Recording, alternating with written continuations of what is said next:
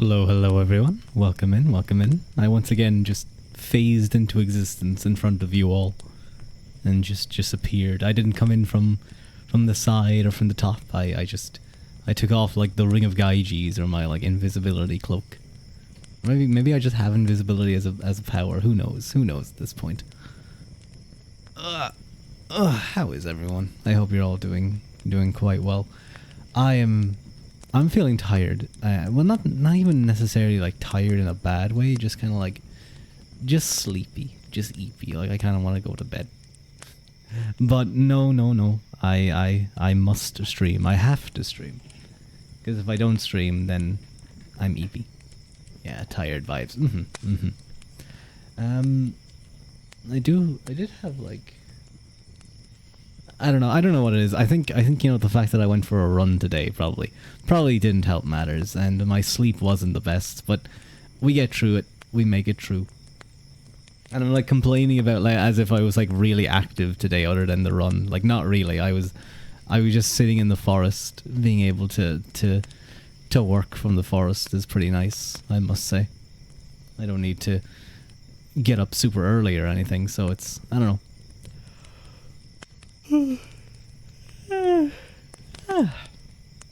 But yeah, I think the eepiness is trying to take hold of me. But we have reading to do. We're going to be getting back into our reading about Medieval Ireland by Claire Downham. Looking at this stream, we're going to be looking at the arts of the period of 500 to 1100 AD. And that's going to be, I imagine, a lot of focus on literature, on poetry, the fine arts that, say, the monks did when they were creating their manuscripts, which again leads into literature and stuff. Oh god, what was that called again? The particular type of style that they had. The monks of Ireland created a particular style. And it became very popular around Europe. Was it insular B maybe? Or I know that there's a couple of various kinds of insular writing, but it's the very fancy, very cool looking kind of writing that you see on old manuscripts. I imagine a lot of it will probably focus on metalworking. There'll probably be discussions as to what the Vikings brought. Maybe discussions on I was about to say woodworking, like shipbuilding and stuff, but that's not necessarily arts. I would say that's not really the arts. But I imagine stuff on music as well. Probably references to the type of music that was played. That stuff slaps. It's really cool. It's very, very cool. You just had to do Google to find out what it was, but can confirm it does slap. I'm guessing insular B or insular writing probably brought up something, so that's good. That's good. It was actually interesting. I was like scrolling through Twitter today, and I just randomly came across some tweet about like some Reddit. I don't know about Reddit, but some like subreddit was closed down because I don't know what it's about. Like a quick Google search suggested it was some kind of music genre, but basically the person had become, I think, just a general Christian, like a Catholic or something, and they no longer could, in their good conscience, like run and like own that Reddit, so they like closed it down. I think this happened ages ago, but for some reason people kind of like brought it up on Twitter today. But someone he linked to a particular series, and someone in the comments kind of like made like a funny post like Lamau, look at the link or something, and it was a link actually to a video series by a guy named Mathoma. It's basically I think it's 7 or 8 videos about classical theology, and I actually think it's one of the best classical theology kind of videos video series that I've ever watched. It's probably the thing that really got me to really start reading about it. Hello, Clever. Welcome in. So it was a little bit sad when I see that someone would see a video series about that and then be like, Lamau, Like the amount of work and research that goes into that is quite important. And I think he lays out a very strong case for classical theism. Classical theism, of course, being a reference to, I guess you could call it the god of the philosophers, but of course, Aquinas, where is kind of seen as the Catholic philosopher and theologian par excellence, in the sense of kind of inheriting that tradition from from Aristotle and Averroes. Maybe not as heavily implied, but definitely does have some influences from the Islamic scriptures or Islamic philosophers and theologians. But it's a very good series, and I think people who are, if you have a passing interest in philosophy or theology, I would highly recommend that series. Most people probably do not. Most people would probably not have such a care, but I think it's a very good series. Excuse me.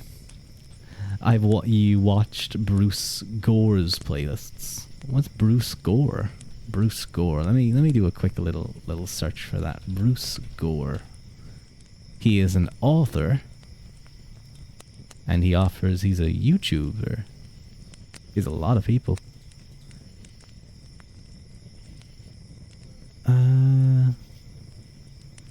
Oh, okay. So it looks like kind of. So he was a lecturer at a university, some kind of philosopher, or maybe just religious teacher. Cool. I've never heard of them. I have never heard of that individual, but I hope it was interesting. I hope you learned a lot. Excuse me, I'm a little bit sore from the gym. So like if you hear me kind of go ugh, or whatever, you just know that it's like ouchies. It's not painful. Don't worry. I'm fine. It's not too bad. Where's my bottle of water, though? I feel like I need it. There it is. Maybe the water can, like, hydrate me and wake me up a little bit more.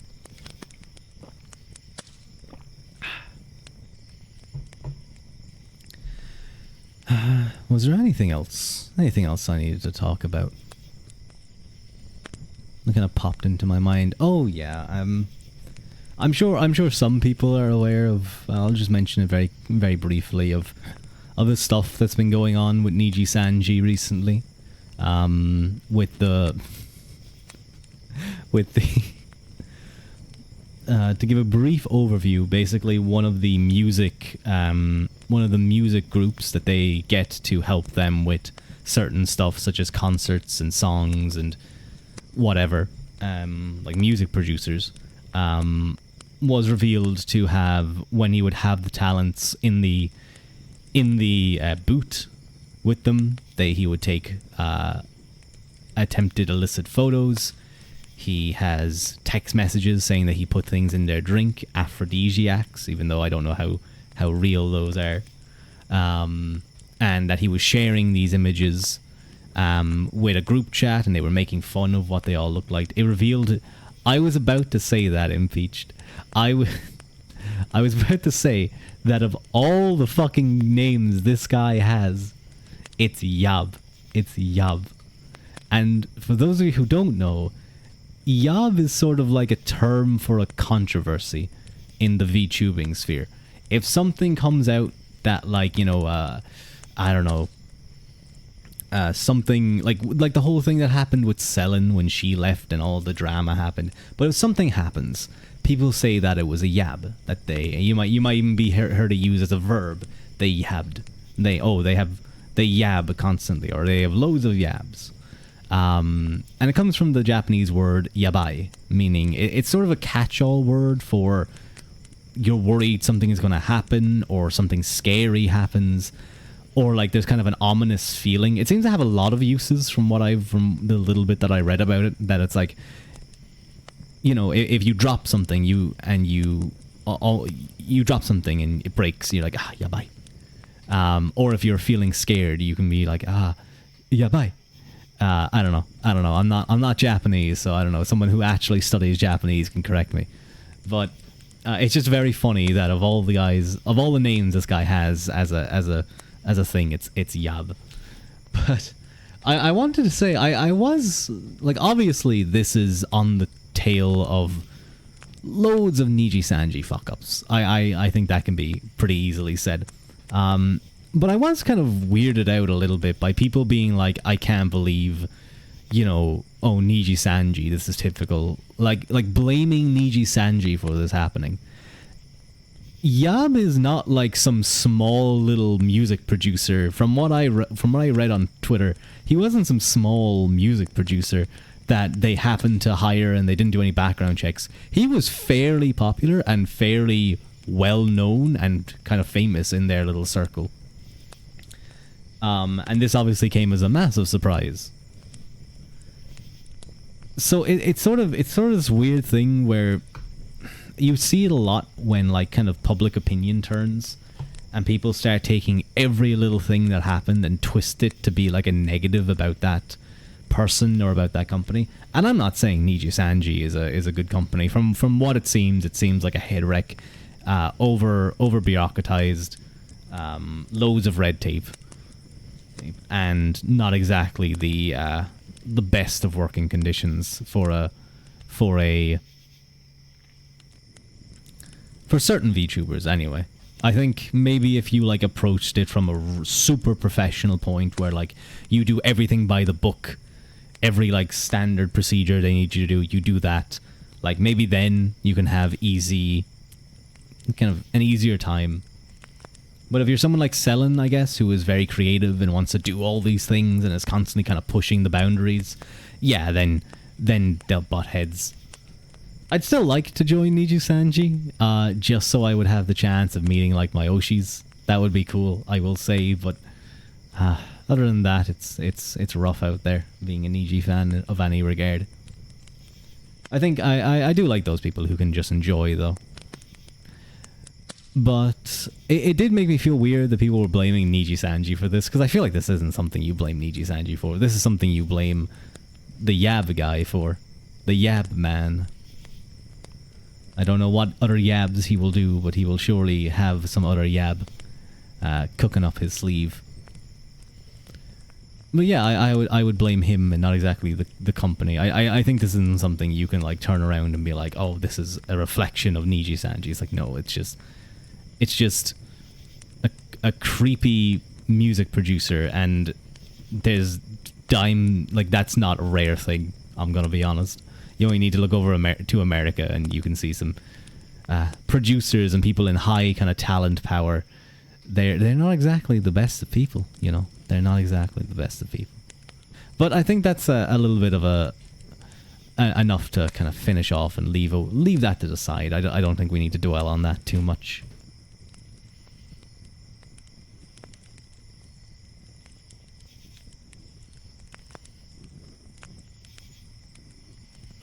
Excuse me, I had to just chat with someone very quickly. But I think we'll move away from the Yab situation, which it's so funny to me to be able to say Yab and it refer to a specific thing rather than like some random drama. It's like, yeah, no, yeah, there's a guy called Yab, and we'll get into reading our book. Excuse me. Oh no, I hope you guys didn't hear that one.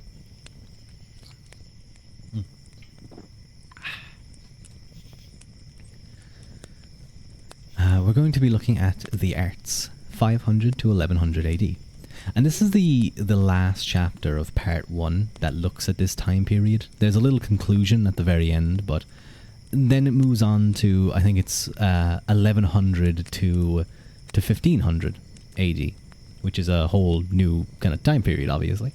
And, you know, involves interaction with the British and all that. Or at least the English at this time period. And I think I might take a small break from the successive streams. I might do a stream or two of Baldur's Gate or something else.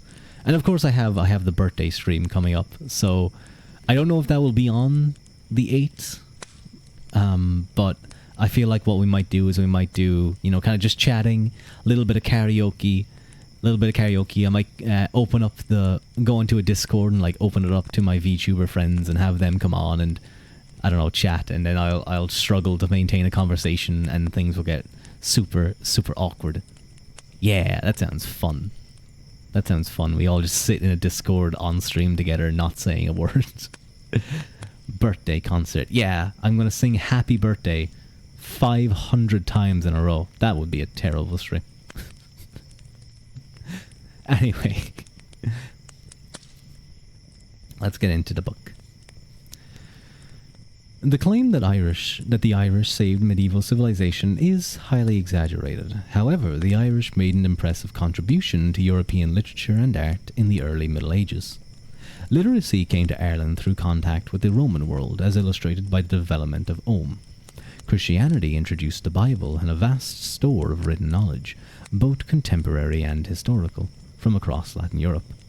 These influences combined with native learning to create a vibrant written culture in Ireland, both in Latin and in the vernacular. And I think actually Irish written as a written language is one of the oldest European languages in the world. Obviously Greek and Latin are much older, but I think from like for a long time, places like Germany and France and whatever, and obviously their languages develop out of Latin, but even other places didn't necessarily have their own vernacular written down. It was all Latin. And Ireland is kind of one of those unique places where you see that written vernacular come down, especially with like the law tracts. You have this development of writing down the laws of the society. Many works written by Irish authors circulated in Britain and on the continent. Similarly, artistic production in the early Middle Ages represented a fusion of indigenous and imported styles, creating objects and buildings that still inspire awe and attract visitors from across the globe. Learning and literature. The Church was the main provider of literate education in the early Middle Ages. It taught clerics and secular literate elites. The situation is effectively illustrated in the preface added to the Old Irish text, Ariasept. Oh, that's a weird spelling for Irish. Ariasept Necus, the Scholar's Primer. It describes the church of Tuatha Dé Dracén in County Cavan as possessing a school of Latin learning, a school for vernacular studies including law, and a school of poetry. Schools were costly institutions to organise and run, so it might be envisioned that there was a hierarchy within Irish education. With exceptions, smaller churches might provide pastoral care and basic religious instructions. Middling churches might provide foundational literacy to local elites, and the biggest or most prestigious institutions might draw in studies from a wide area for advancing training, as did Armagh in County Armagh and Clonmacnoise in County Offaly. From the 8th century, teaching seems to have become more centralised within the larger ecclesiastical centres. Hi, Crespin. Hi. How you doing? I hope you're having a nice Tuesday. The learned minority in Ireland coexisted and moved in similar circles. The poet and the cleric might train in one place and be the same person, but might not. A long day it is. It did drag a little bit, I must say.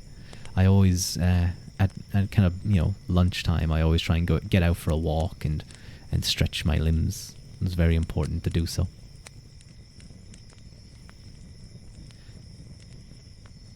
The church did not have a monopoly on learning, as education was also provided through apprenticeships and private schools.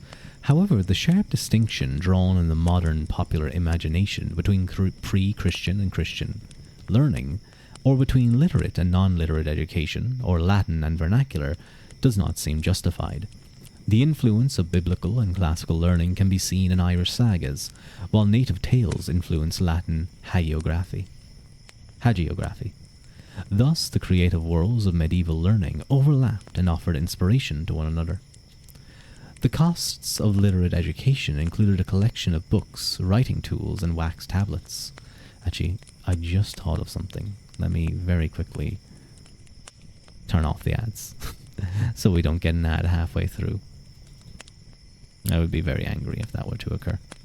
Very angry indeed.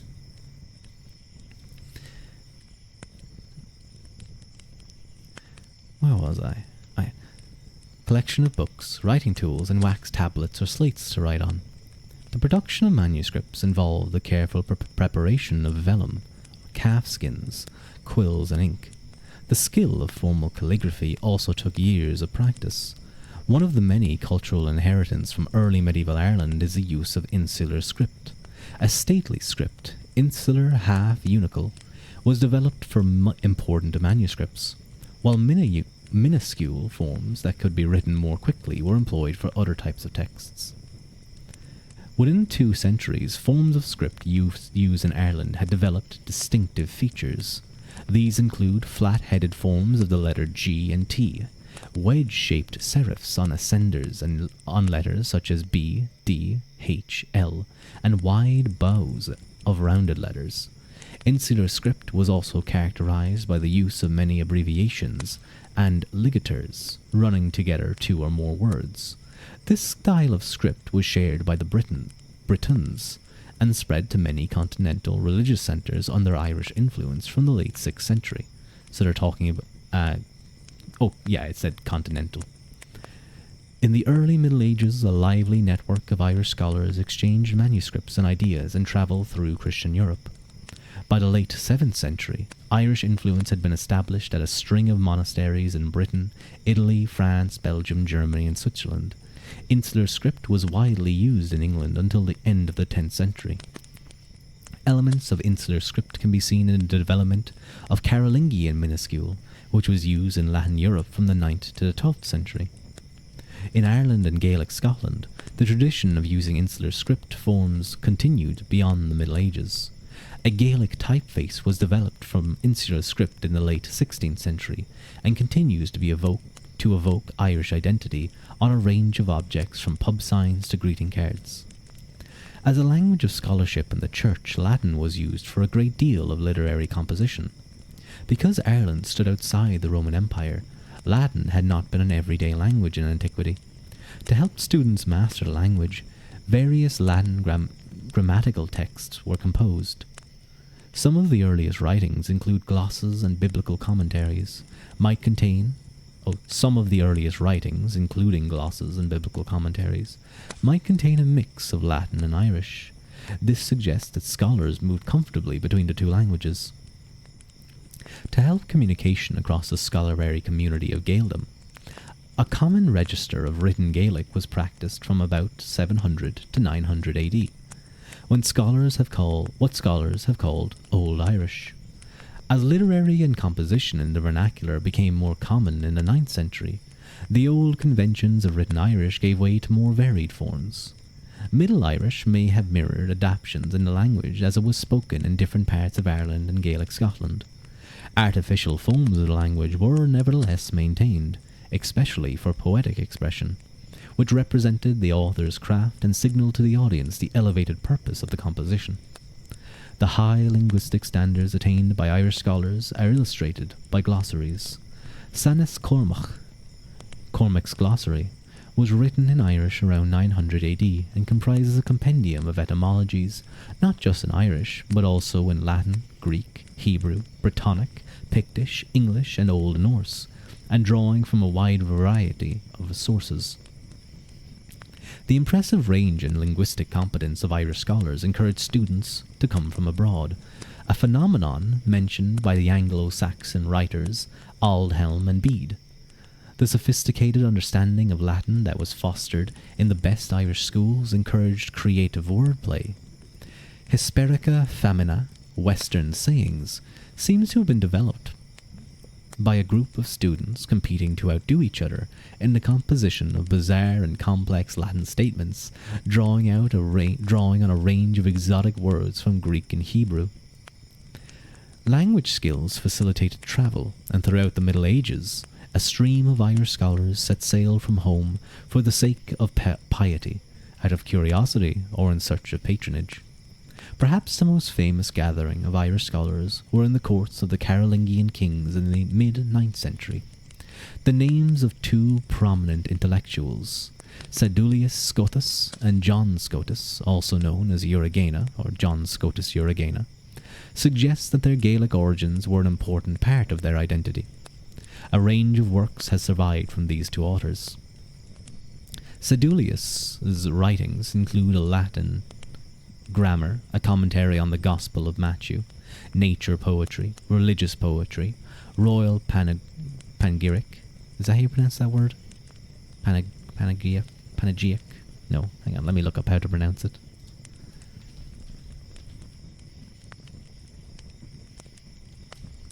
Hang on, give me 2 seconds. Panegyric. Oh no, I was actually kind of close. I was close enough. Thank you, Crespian, for the hydrate. Very much appreciated.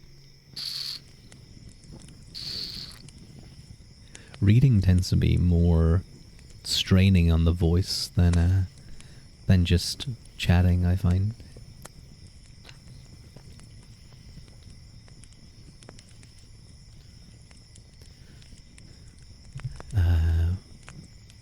Nature poetry, religious poetry, royal panegyric, and a guide to the morals and behaviour appropriate for princes. Urigena's writings include a commentary on the Gospel of St. John, translations of Greek words attributed to Dionysius the Areopagite, a commentary on the late antique author Martianus Capella, and poems in Greek and Latin. He also wrote a theological treatise, De Dionia Predestination,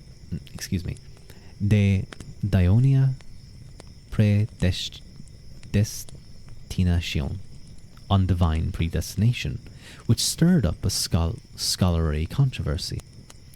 Urigena's best-known work is Periphysion. I actually mentioned this last stream. I talked about how he had I had the wrong title in mind. I was thinking of a different division of nature, but I had the actual title in English correct. Best known work is Periphysion, the division of nature, in which he discussed the concept of creation in a way that has influenced Western philosophy for centuries. So I would definitely love to read it, because I think it's very heavily influenced by the Neoplatonics, which would get into I don't know. I can't really say too much on what's in the book because I haven't read it, but I would definitely love to. The works of these scholars show the sharp lines were not drawn between different disciplines of study in the early Middle Ages, and curious minds often ranged across different fields. Many texts defy simple categorization. Nevertheless, to provide some overarching structure for such a broad topic, discussion is divided here into rules and regulations, religious literature, praise poetry, and heritage. With the space available, no attempt has been made to give a comprehensive overview of early medieval literature from Ireland. This is just a taste of the range of texts that are available.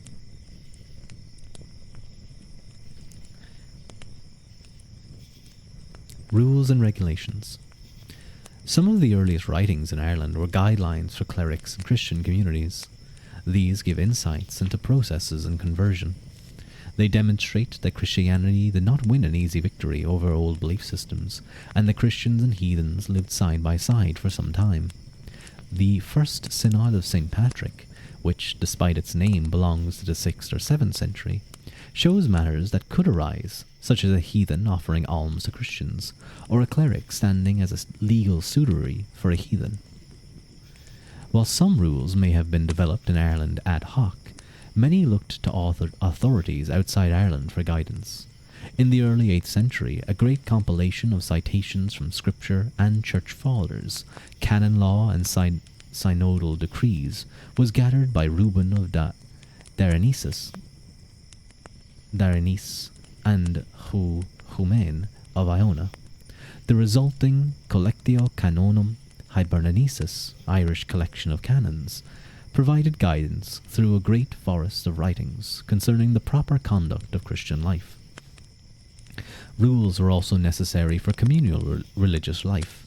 In Ireland, these rules were often associated with a particular saint, and they may have been observed, with some local variations, across their familia. The earliest surviving monastic rules by an Irishman are probably those attributed to Saint Columbanus, who died in AD 615. For a continental audience, Columbanus's rule was at pains to lay out the principles of monastic life as well as guiding its practices. Particular emphasis is laid on the monk's obedience, silence, and self-control. To accompany the rule, there is a list of punishments for breaches of monastic decorum, such as laughing during services or talking while eating. A later example of an Irish monastic rule is that of Keely Day, written in the 9th century, which is notable for its strict dietary regulations and concerns for devotional and pastoral duties. The Christian principle that sins must be atoned for led to the prodigious development of penitential literature in Ireland. These comprise tariffs of punishments, self-denying or devotional acts proportionate to sins that might be committed by clerics or laypeople. Irish writers developed a sophisticated system of private penance and categorized a dizzying range of malpractices, which sometimes took some thought and imagination. From premeditated murder to getting drunk. Oh God, if it was getting drunk, then a lot of Ireland has a lot of penitence to make up for, a lot of penance. In the 7th century, penitential of Cumine, the penitence for the former act must last a lifetime, while for the latter, a layman must live on bread and water for 7 days. The penitentials often show authorial familiarity with secular law. For example, Cumine states that someone who causes an injury must cover medical expenses and provide compensation in labour, just as secular laws do. But in addition, the perpetrator performs penance. Thus, while secular law sought to compensate victims of crime, penitential sought restitution for the soul of the sinner. And that's compensation and restitution was a big part of Irish law back then. Even murder, it's sort of similar to the Viking or Norse Wergild, I guess, or Wergid, whatever it's called. Christian writers were also concerned with rules and proper conduct within secular society. Particular emphasis was placed upon the duties of rulers. The 7th century tract Auducht Moraine, the Testament of Moran, is one of 7 early medieval wisdom texts, dispensing advice to kings. Their contents are linked with the large corpus of secular laws that have survived from the 7th and 8th centuries, albeit preserved in late medieval and early modern manuscripts. The system of law was inherited from pre-literate Ireland. However, the outlook of the written texts is Christian as well as aristocratic. The laws may have been written down to establish and codify principles resulting from the negotiation between old traditions and new influences.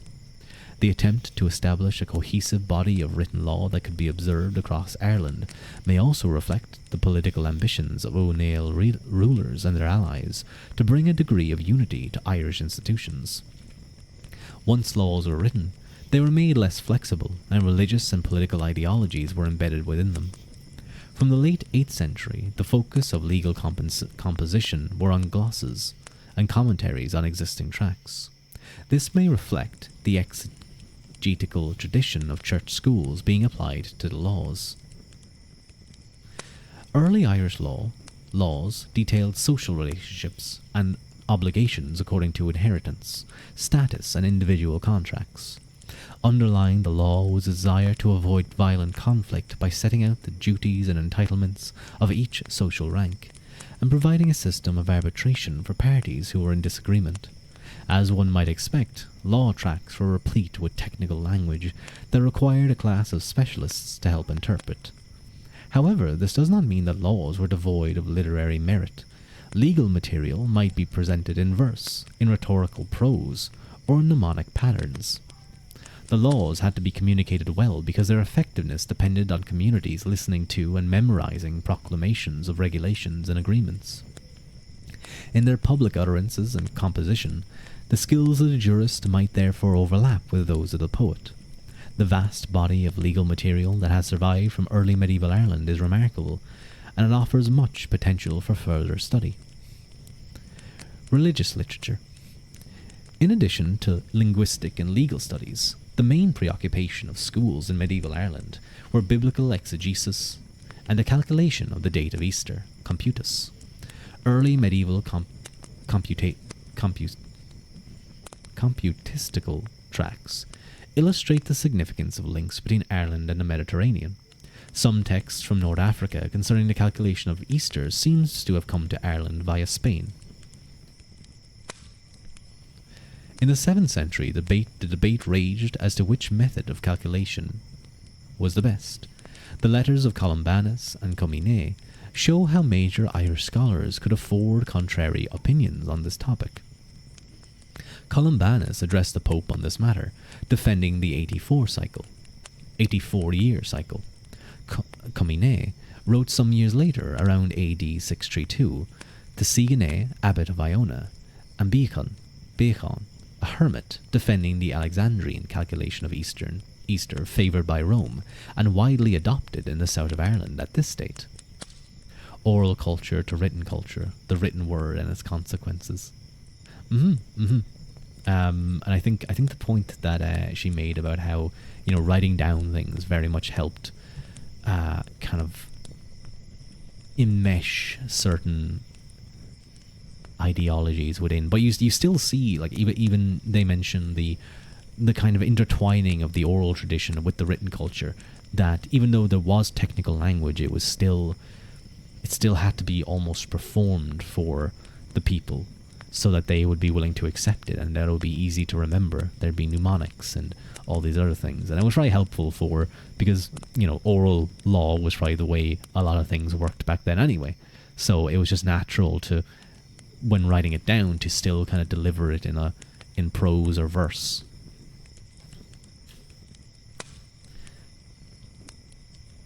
Where were we? Yes. Both letters reveal an extensive knowledge of biblical texts and late antique scholarship. The skills developed by Irish scholars in biblical exegesis are exemplified in manuscript copies that have survived on the continent as well as Ireland.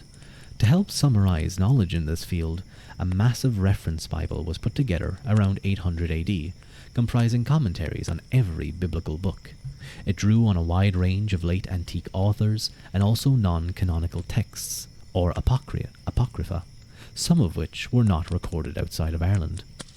An interesting category of non-canonical literature dealt with otherworldly themes.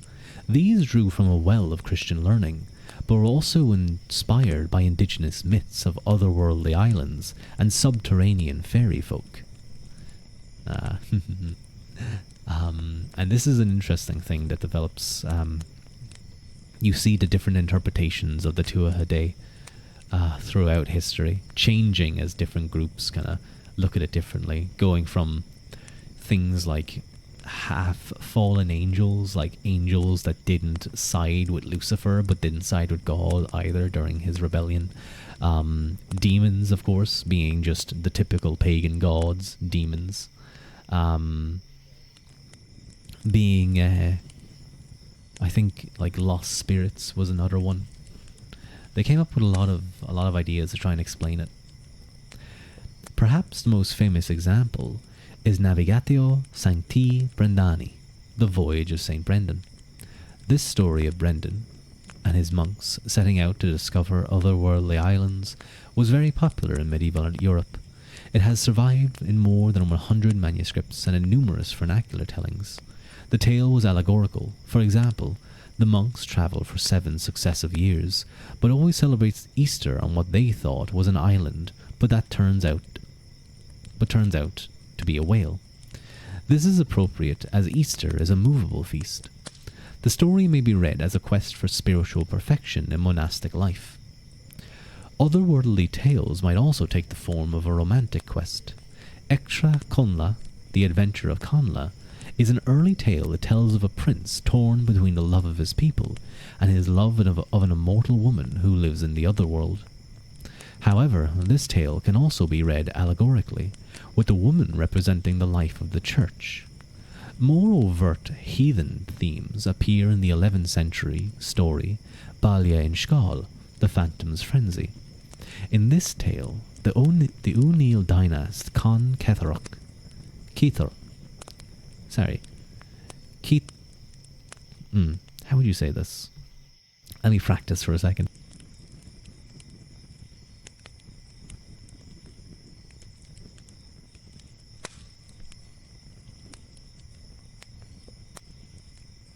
I'm sorry, guys, listen, you need to understand, it is C-E fada, T-C-H-A-T-H-A-C-H, and the C-H sound is not a ch, it's a h, back of the throat.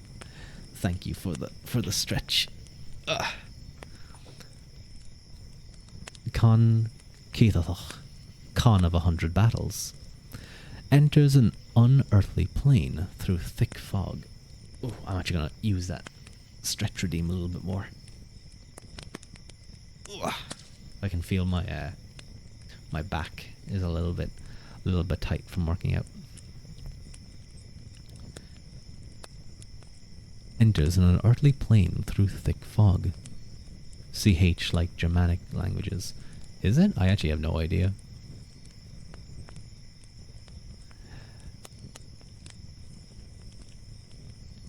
There he encounters the deity Lug and a woman with a golden crown who represents the sovereignty of Ireland. She offers food and drink to Con, and Lug prophesies kings of Ireland who will succeed him. The tale should not be read as a heathen throwback, but as an endorsement of O'Neill kingship. In a comparable way, Italian Renaissance writers celebrated Roman gods, adopting their stories to suit their own ends. You actually see, like, that almost reminds me of the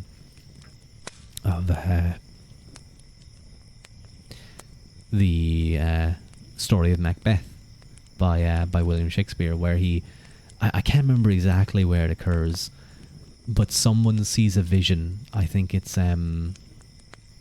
Macbeth's friend who accompanies him with to the witches, and they talk about how they see lines of kings extending from Banquo. It might be from extending from him for many generations, and it's meant to be a call to like the current king at the time, because supposedly that was his ancestor. So kind of like giving him a little bit of encouragement, like a little bit of legitimacy.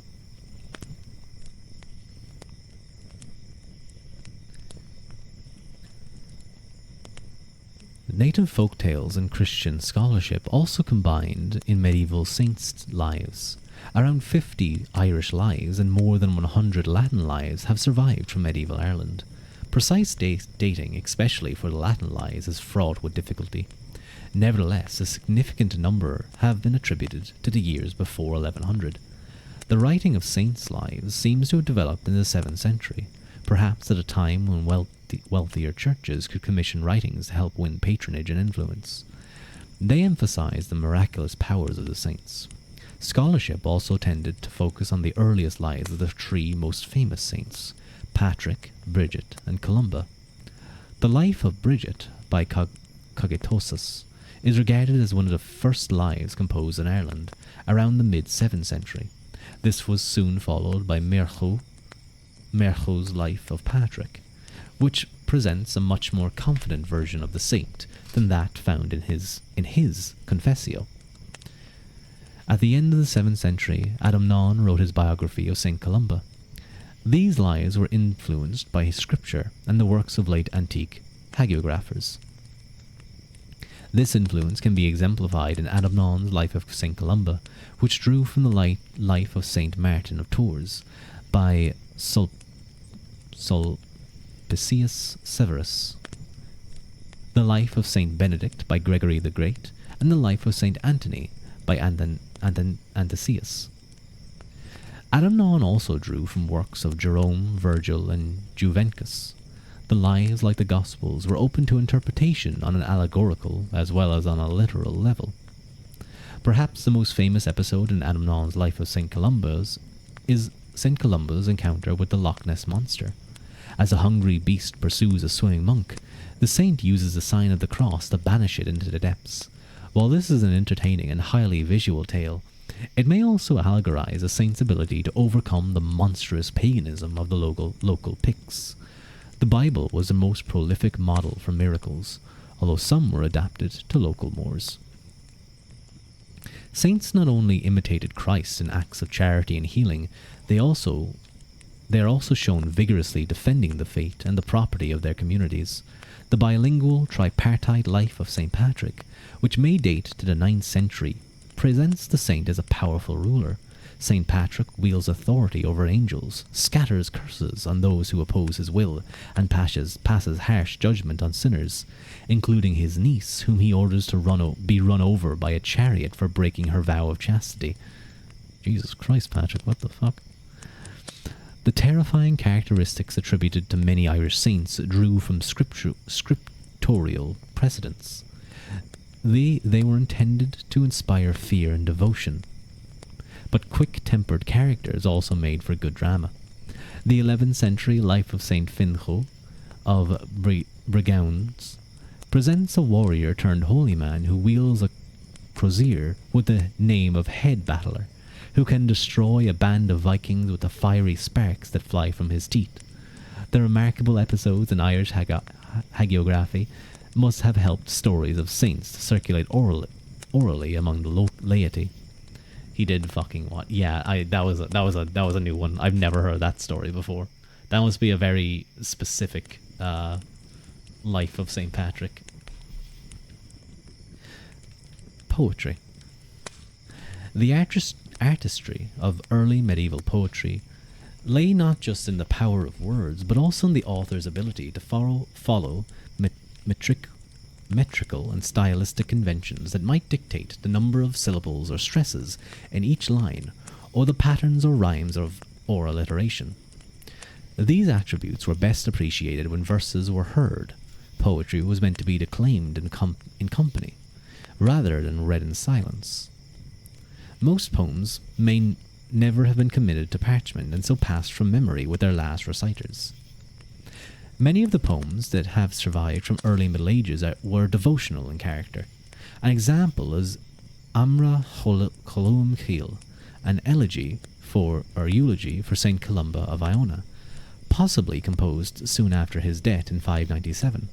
The saint is lauded for his scholarship and piety, but in heroic terms that echo secular eulogies. These terms may have been seemed appropriate for the honoured Unail's heritage. The praise of saints was a popular theme, as may have been seen in the range of hymns of the Antiphonary of Bangor, that was put together in the late 7th century, and the Liber Hainorum of the 11th century. Longer poetic works include Filira Ongusu, Calendar of Ongus, written at the turn of the 9th century. Between its lengthy prologue and epilogue, it has 365 quatrains, each commemorating the feast days of saints. Sacred history and eschatological themes were also explored in verse for the glory of God.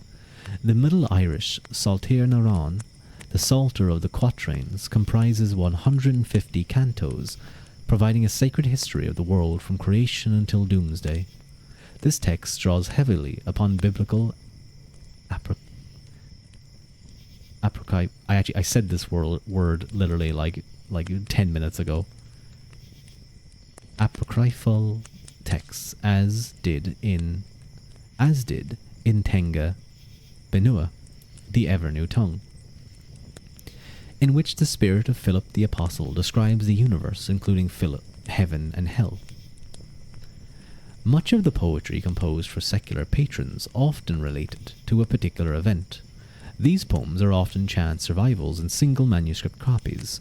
Others have been saved through incorporation within another text, such as a chronicle or a metrical tract.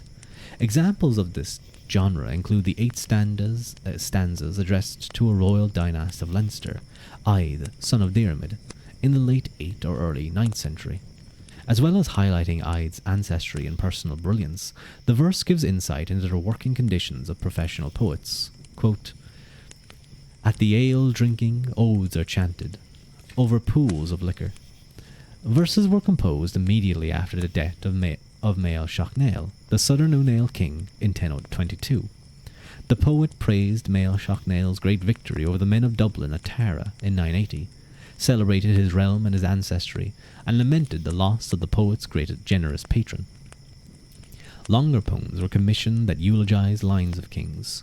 These historical works drew on the glories of the past to endorse the rulers of the present. A poem on the Christian kings of Leinster was composed in the early 10th century, and then updated a century later, presumably to bolster the reputation of the last named leader. Some of the best-known poems from early medieval Ireland were not obviously written to praise an aristocratic or religious patron. These include the 9th century or 10th century poem Leodán and Curthair, in which the poetess Leodán rejects her lover Curthair out of piety, but laments the heartbreak that resulted. A female narrative voice is adopted in the 8th century Nun of Bear, which is a poignant reflection on aging. On a lighter theme is a 9th century poem, Pangar Ban, where the author compares his scholarly endeavours with his cat's efforts to catch mice. The enduring popularity of these particular poems relates to their timeless sentiments of romantic love, nostalgia and companionship, and the skill in their expression. A body of Old and Middle Irish poetry praising the beauty of nature has also survived. Its continued appeal is reflected in a number of modern translations. Reverence for the Irish landscape was expressed in a genre of poems that explains how particular places obtained their names. The Din Shenkas, lore of places, in prose and verse reveal former communities' imaginative engagement with the places in which they lived and worked. The poem suggests an environment filled with legends, some of which may have been passed down through generations. These stories about places tend to cluster around symbolic centres of power and prominent landscape features, such as the prehistoric earthworks of Tara. This connection between legends and places also found expression in Irish saga literature. It still finds an echo in modern folklore. A great gathering of Dinshenkas from across Ireland was made in the 11th century, accompanied by prose, commentary and tales. The resulting compilation gave an overview of stories of Irish places, which overlapped with other accounts of the history and heritage of Ireland. And now we get into heritage.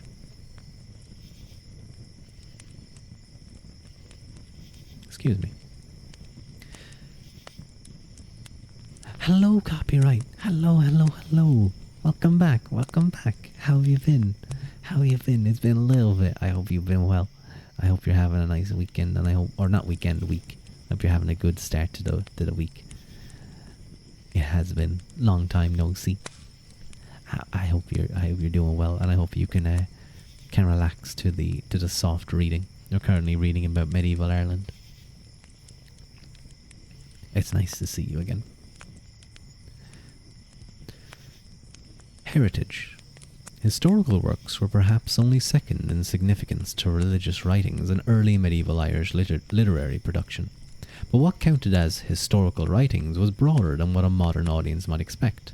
It included poems, some of which are already mentioned, origin legends, genealogy, annals and sagas.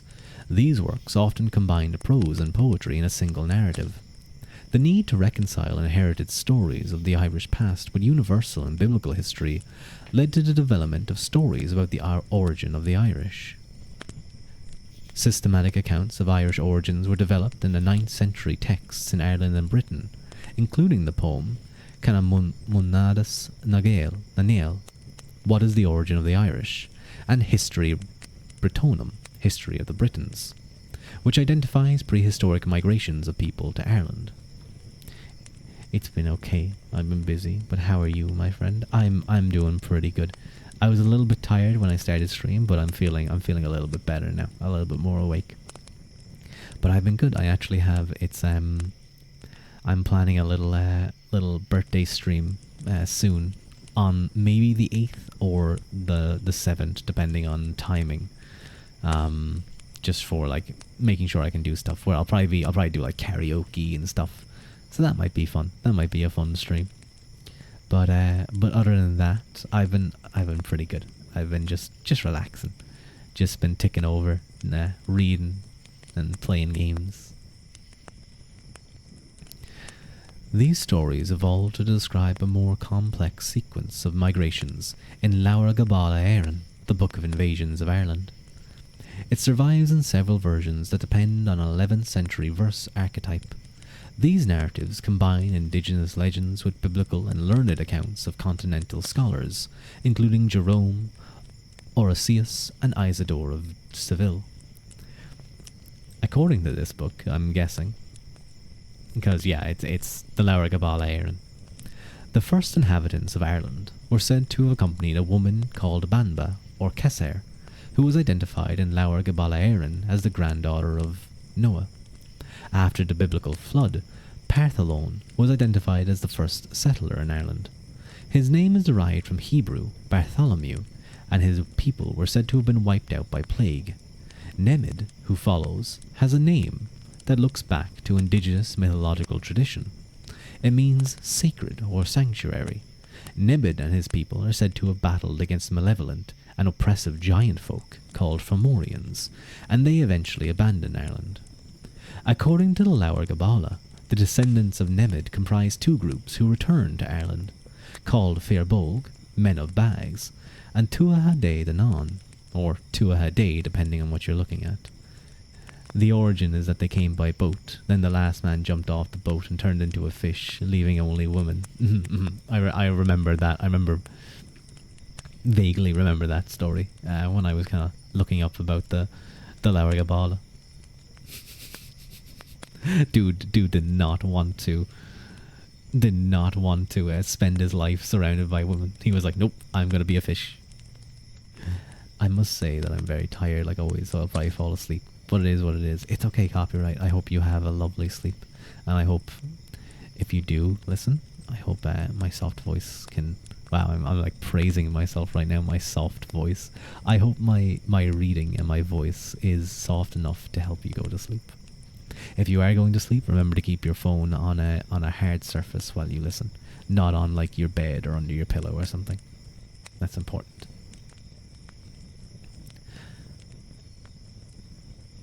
The latter, whose name reveals them to represent the heathen deities of pre-Christian Ireland, win the upper hand.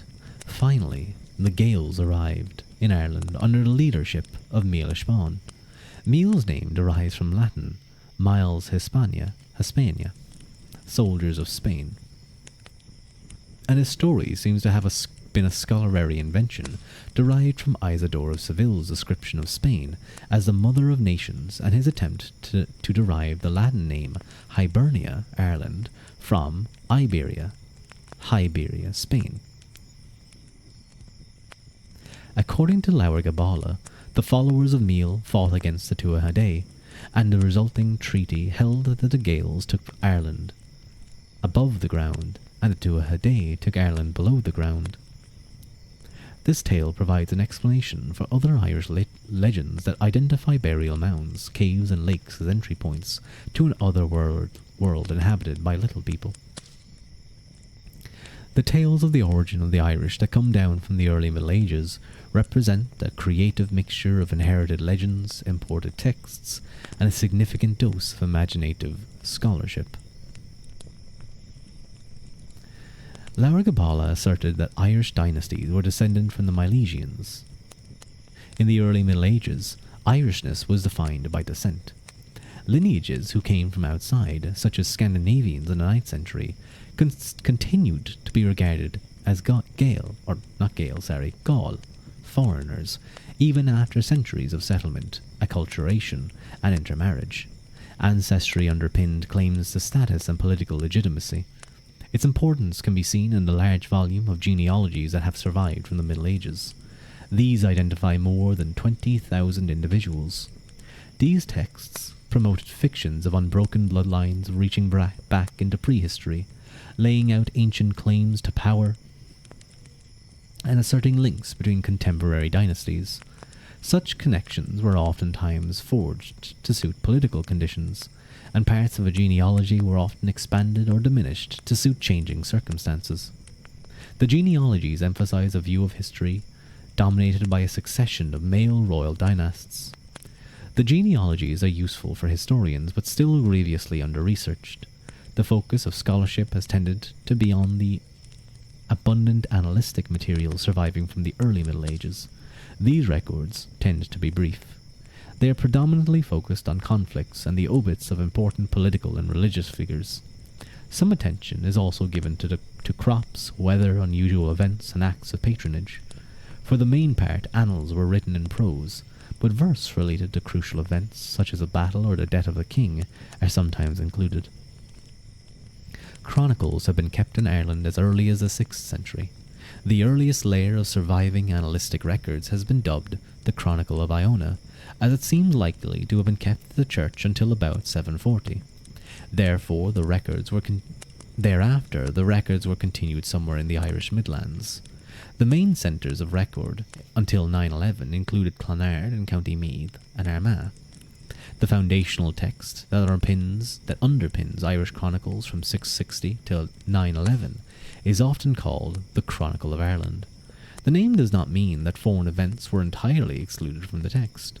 The period from 731 to 911 was a time when non-Irish sources were incorporated into early chronicle accounts to present Irish events in a wider context.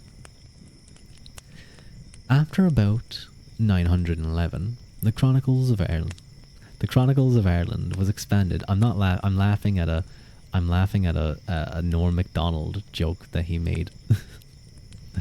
Hello, Halconis. Hello, Halconis. How are you? Rua's voice is always relaxing. That's so sweet of you, Halconis. Let me give him a quick shout out. I saw the tweet, but I maybe I was asleep. Wait, no, hang on. But Halconis himself was doing some reading of nope, I saw the wrong. There we go. Of I believe it was Marcus Aurelius's not Stoicism, Meditations, which deals in part with Stoicism. But I hope you're doing well. Go check him out. He's a really, really sweet guy. But I hope you're doing well. We're reading about all about medieval Ireland. I have Meditations somewhere. I have to. Oh yeah, there it is. It's on my book. Yeah, it's with all of my other ancient Greek history stuff. Close to my collection of philosophic writings. It's been a while since I've read it. I'd like to take a read of it again, or maybe dive into like actual Stoic philosophy sometime. See what they have to say. After about 911, the Chronicle of Ireland was expanded and continued at different centres. One version seems to have been kept in the north-east Midlands and then at Armagh until the late 12th century. This text is known as the Annals of Ulster, which survives in manuscripts dating from the 15th century. It is particularly important because the scribes of this chronicle faithfully transcribed their sources over a long period. This allows the development of the Irish language to be traced over time, and it also provides a record of the shift from Latin to vernacular composition during the 8th and 9th centuries.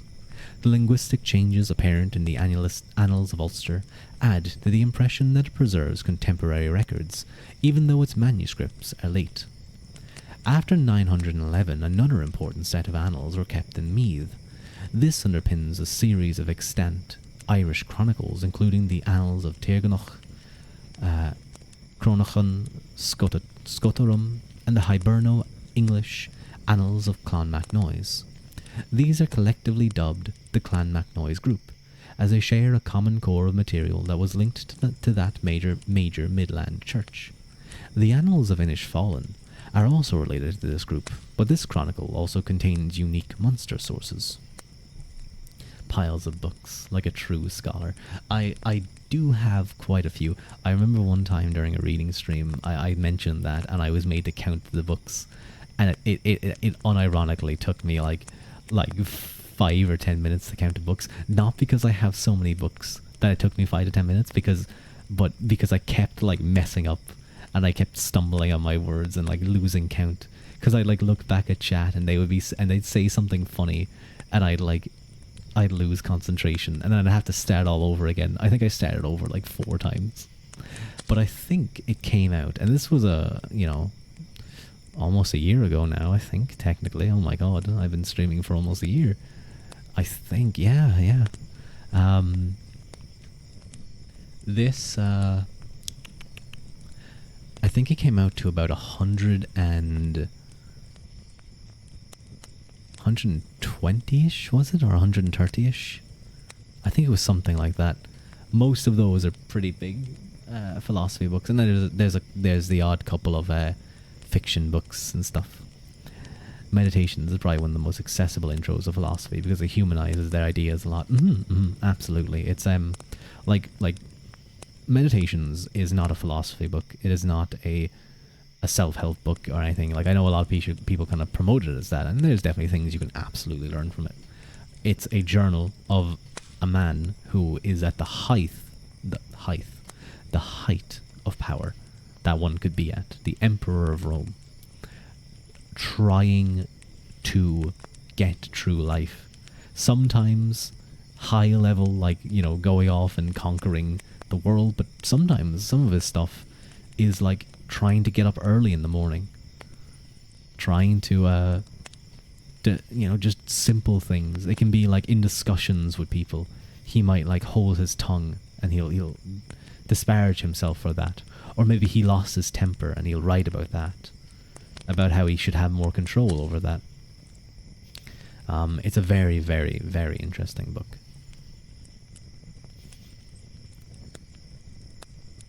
Another text known as Fragmentary Annals of Ireland also drew in part from the Clonmacnoise group of chronicles, and combined its contents with a saga-like narrative. In the 17th century, a project led by Franciscan friars to record and preserve medieval Irish records resulted in the great compilation known in English as the Annals of the Four Masters. It included entries from the Annals of Ulster, the Clonmacnoise group of chronicles, and some other sources. The surviving annals of medieval Ireland are an invaluable guide to political events, but they also say much about social issues and a culture of commemoration. Another window of social concerns and perception of the past is provided by sagas. From the 9th century to the 12th century, there was a blossoming in this genre of literature.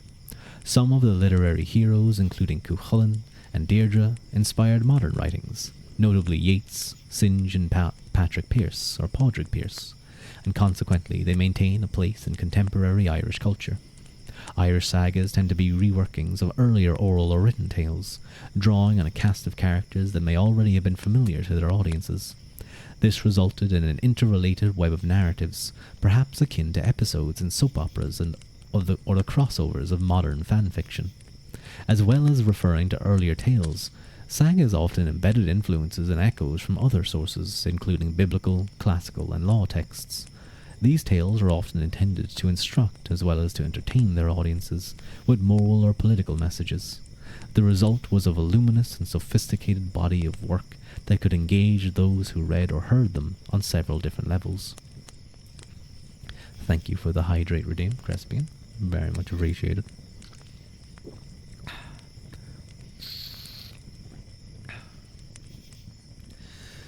Perhaps the best known and longest medieval Irish saga is Táin Bocúlanna, the cattle raid of Cooley. And I actually have a translation of that. I'm looking at it right now. I haven't read it yet. It's not a new translation, but it was one that I saw recommended. That's meant to be a very, very good one. The story is dominated by two characters. Queen Maeve of Connacht, who attacks Ulster to seize a prize bull, and the Ulster warrior Cuchulainn, who leads the defence against her. Ultimately, the bull dies and the war is shown to be futile. The fame of the Táin led to different versions of the saga circulating, making for a complex textual history, and a number of subordinate tales was associated with it. Other tales that had an enduring popularity include Longus Mac Nilshan, The Exile of the Sons of Uaslu, which focuses on the tragic life of Deirdre, whose beauty was prophesied before her birth to bring destruction to many. The tale ends as Deirdre commits suicide rather than be handed over to the man who killed her lover. Fingal Ronan, the kinslaying of Ronan, is a tale of a lustful queen who attempts to seduce her stepson. After she was vigorously rejected, she provokes her husband into ordering the death of his son. This results in a blood feud. The queen takes her own life, and the king dies of grief. Togail Bridna, the Derga, the destruction of the Derga's hostel, is another tragic tale, which describes the fall of a great king after he makes a biased judgment that unleashes a series of mysterious and unlucky events. These and many other sagas survive in multiple versions, suggesting an interplay between oral and written culture, and the further creativity of copyists and compilers. Although supernatural elements loom large in the sagas, the tales often purport to present real people from a semi-mythical past and draw real locations into the story. In this way, history, myth, genealogy, and place name lore might be intertwined within these compelling narratives.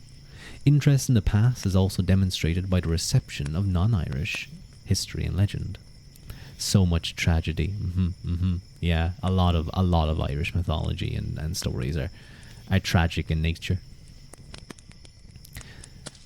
Ooh, you know that has been one of the most amazing elements of the journal. The humility he shows, especially in the first part, is incredible for someone who is, as you said, one of the most powerful men on earth in his era. And yet the things he expresses gratitude for are fortunes that could apply to anyone's life, such as a healthy family or the opportunity for introspection and wisdom. And yes, they're often around death. I mean, the image of Cuchulainn, I love this image in his, as he is dying essentially.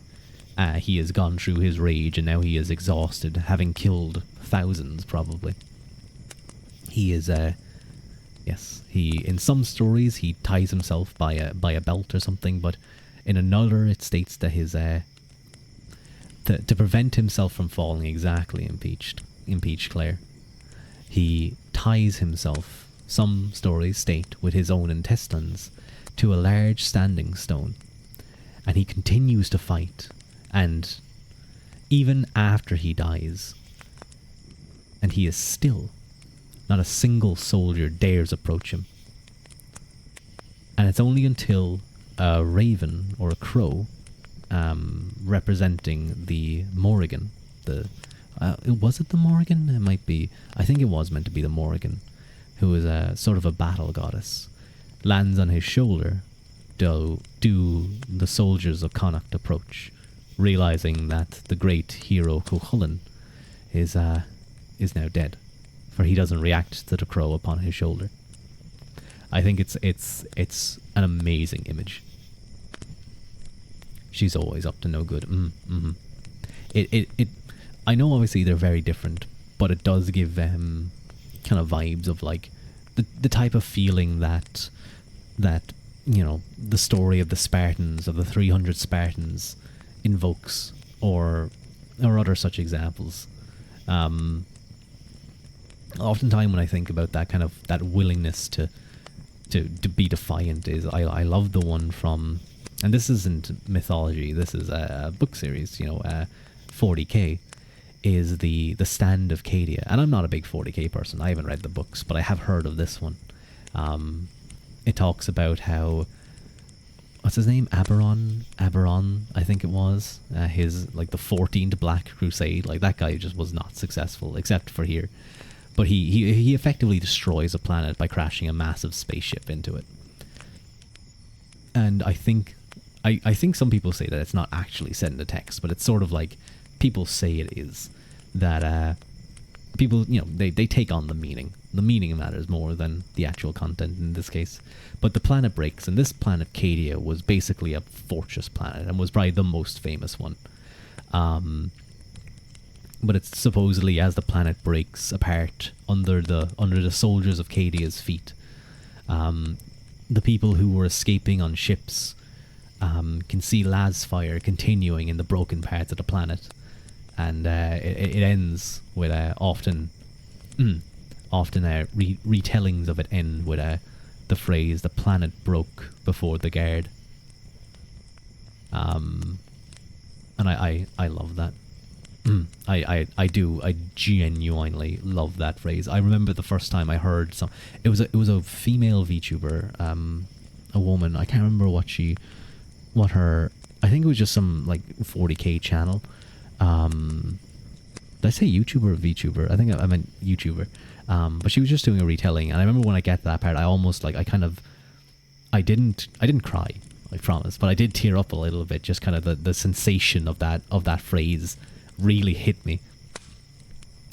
I like the part where Satanta commits to restitution. He didn't need to become a doge. He was strong enough to refuse, but he chose his fate. If you don't know that one, Halconis, the story of how Satanta gets his name Cuchulainn is I won't give the long story, but he kills a dog of a man named Cullen, who was throwing a feast, and Satanta was late coming to the feast because he was playing hurling. I think it was him versus 100 other boys, and he was quite young at this point. But supposedly the dog thinks he's an intruder, tries to go and attack him, and this is a royal dog.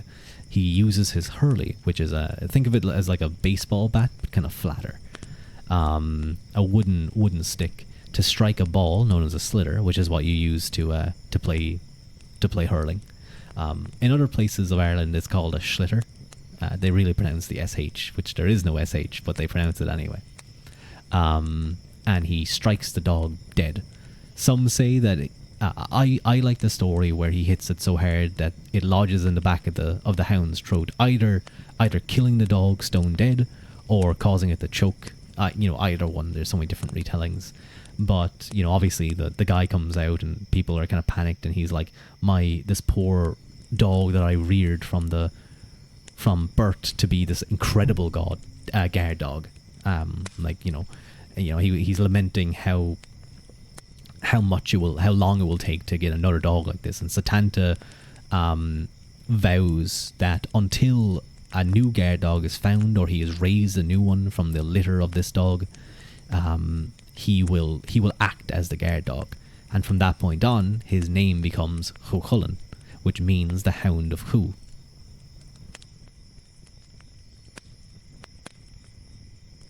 So it's a very cool story. I agree with Claire. No, I know it's sad that the dog had to die.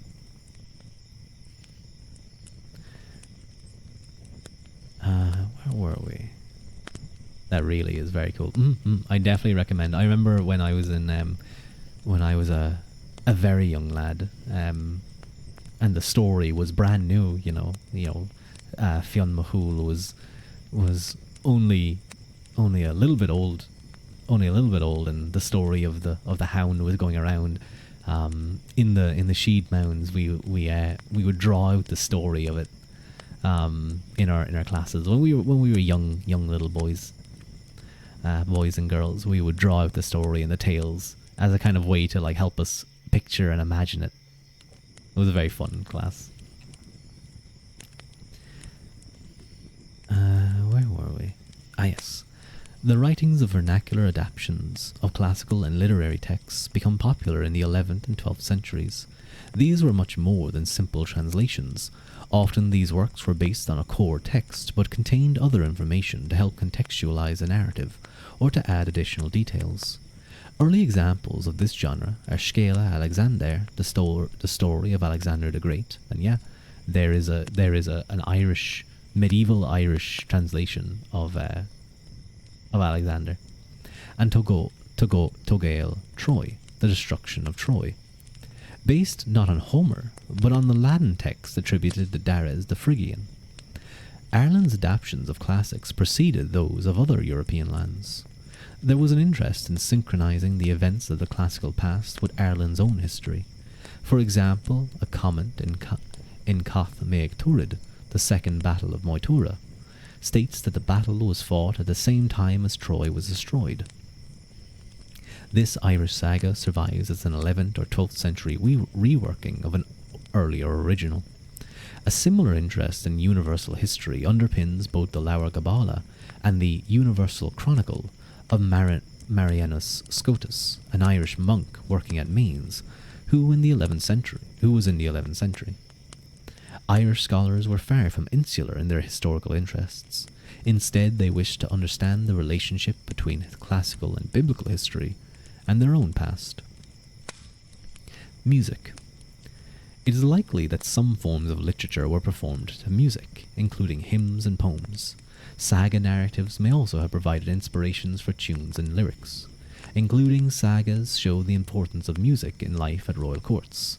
In Cath Maig Tuired, the Battle of Moytura, the Tuatha Dé rise against King Bress because of his lack of hospitality.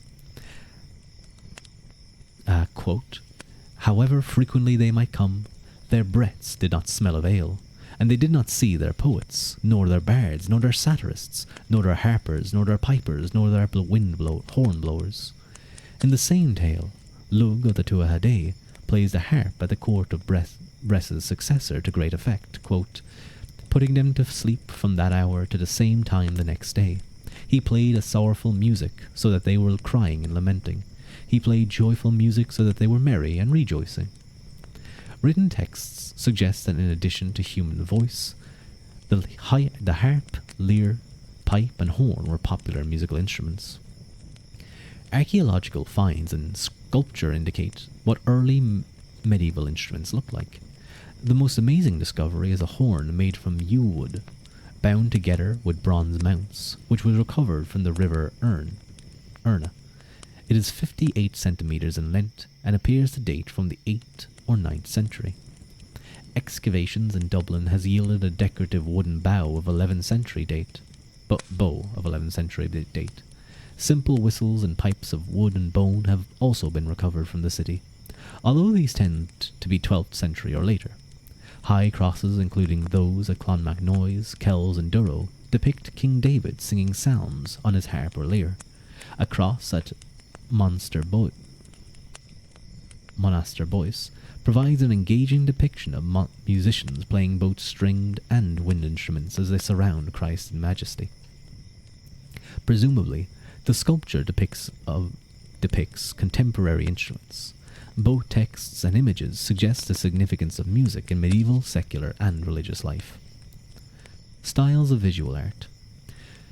Just as the heroes of Irish saga have a place in modern Irish culture, the achievements of craftsmen and architects has also an iconic role in representing Ireland and Irishness in the contemporary world. The dynamism of visual arts can be seen in the variety of styles and visual motifs employed in objects ranging from manuscripts to sculpture.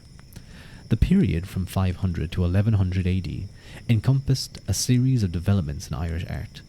At the beginning of the period, art styles drew from an earlier repertoire of Iron Age Latini art, with its abstract organic motifs of curves, spirals, and trumpet forms. From around 600 AD, the incorporation of Germanic elements of interlace, geometric patterns, and animal forms led to the emergence of the insular art style that was dominant until the 10th century. Ireland's link with the Scandinavian world brought new influences.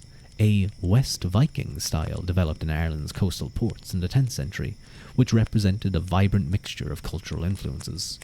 The boar style that evolved in 9th century Scandinavia was characterized by animal ornament with large round eyes and prominent ears that were presented in symmetrical patterns.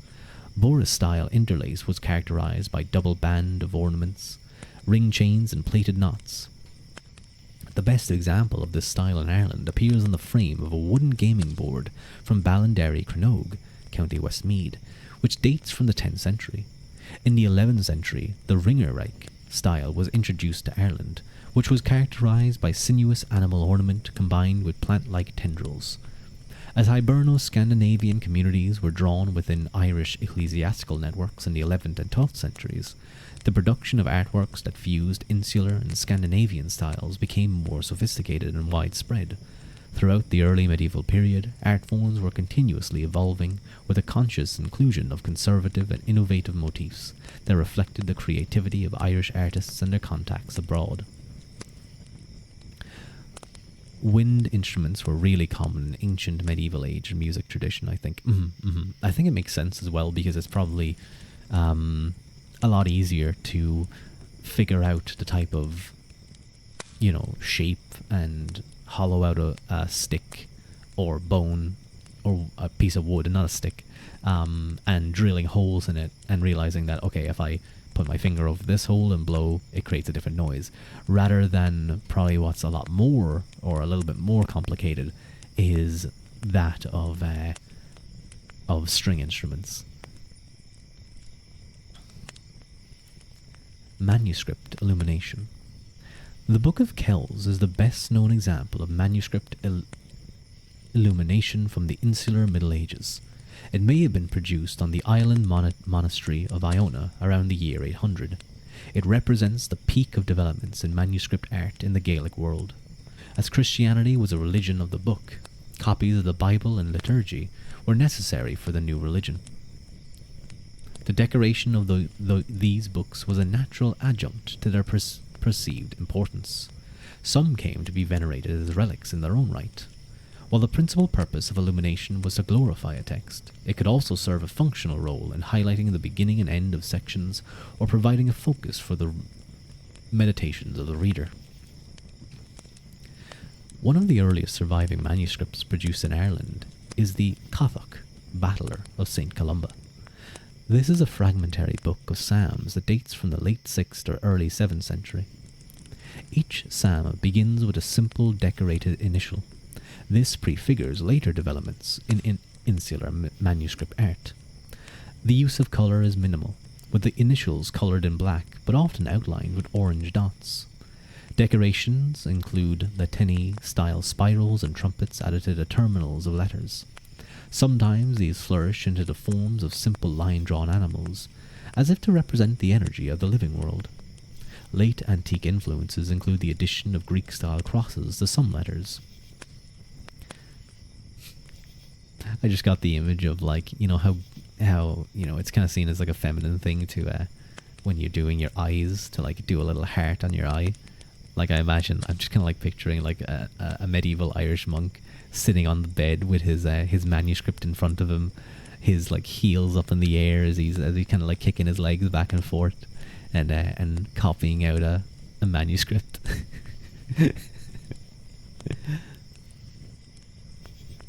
The letters following the larger initials decreased in size to integrate them visually into the rest of the text. The Cathoch is one of a handful of remaining psalters of Irish origin that date before 1100. The most lavish decoration was reserved for gospel books. As canonical accounts of Christ's life, these were central to Christian worship. Less than 20 survive wholly or in part from the early Middle Ages. And they can be divided into two groups. The most ornate are large volumes intended for display. These include the Book of Kells, the Book of Durrow, the Lichfield Gospels, and the Echternach Gospels. Smaller, more humbly decorated Gospels were more portable and seemed intended for personal use. These were often called pocket Gospels. These include the Book of Mullina and the Book of Dimma. The developments of manuscript art between the Cathoch of St. Columba and the Book of Kells can be demonstrated by an analysis of the Book of Durrow, which was produced in the 8th century. This is an elaborately decorated manuscript, with each Gospel being preceded by a full page of depiction of the relevant evangelist symbol, which is based on the Old Latin Bible, rather than the more familiar Vulgate. A lion represents St. John, and an eagle represents St. Mark. There is also a page of abstract ornament before each Gospel, and the opening words of the text are decorated.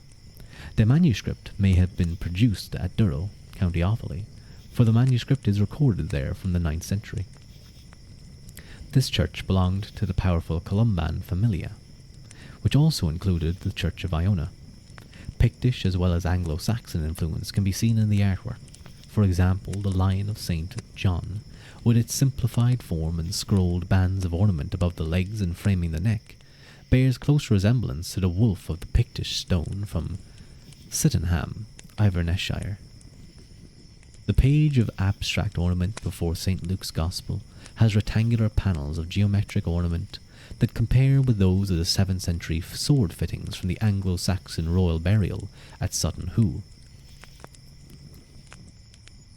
The Book of Kells represents the pinnacle of insular manuscript. It was made around AD 800 AD, probably within the Columban familia of churches, and like the earlier Book of Durrow, it combines elegant elements of Gaelic, Pictish, Anglo-Saxon and Mediterranean art styles in its decoration. The extent and detail of the illumination are, however, incomparable. Each page contains skillfully decorated letters and animal ornament, and Eucharistic images of vines and hosts commonly recur.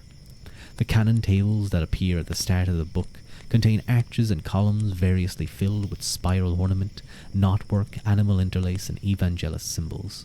Full pages of ornament appear at the beginning and end of each gospel, as well as a full page decorating of the opening words. The best known pages include portraits of the Virgin and Child, Christ being tempted by the devil, St. Matthew and St. John. The full pages and decorations are characterized by frames outlined by bands of gold, echoing the designs of precious metalwork. These contain lavishly coloured illustrations, including depictions of angels, evangelists, and monks, as well as patterns of spirals and interlace that sometimes require magnification before their intricacy can be fully appreciated. In addition to the technical elegance of these designs, there is a certain playfulness and charm to the many animal depictions in the text. The complex designs hint at visual riddles, and the reader is encouraged to spend much time contemplating. The Book of Kells is more or less contemporary with the Gospels of Maragall, which is a larger manuscript that was decorated, but not to such high standards. The author of the Gospels has been identified as Mac Riagul, a scribe, bishop, and abbot of Birr who died in 822. It may be that the political instability of the 9th century heralded the end of the production of large-format gospel books. Aristic patronage was then funneled into other works that were less exposed to theft and damage. I believe the Book of Kells also had a metal work casing. I think it was gold, but I believe that was actually stolen. Presumably they wanted such a sacred text to have the utmost artistry. I think most, if not all, historical wonders were done for spiritual purposes. I think so too. Although there's a question as to why the Book of Kells was so particularly, so much particular effort was put into that. Maybe this was a high level one, and they really wanted this one to be good. But I agree. I think many of the great wonders often had a spiritual element.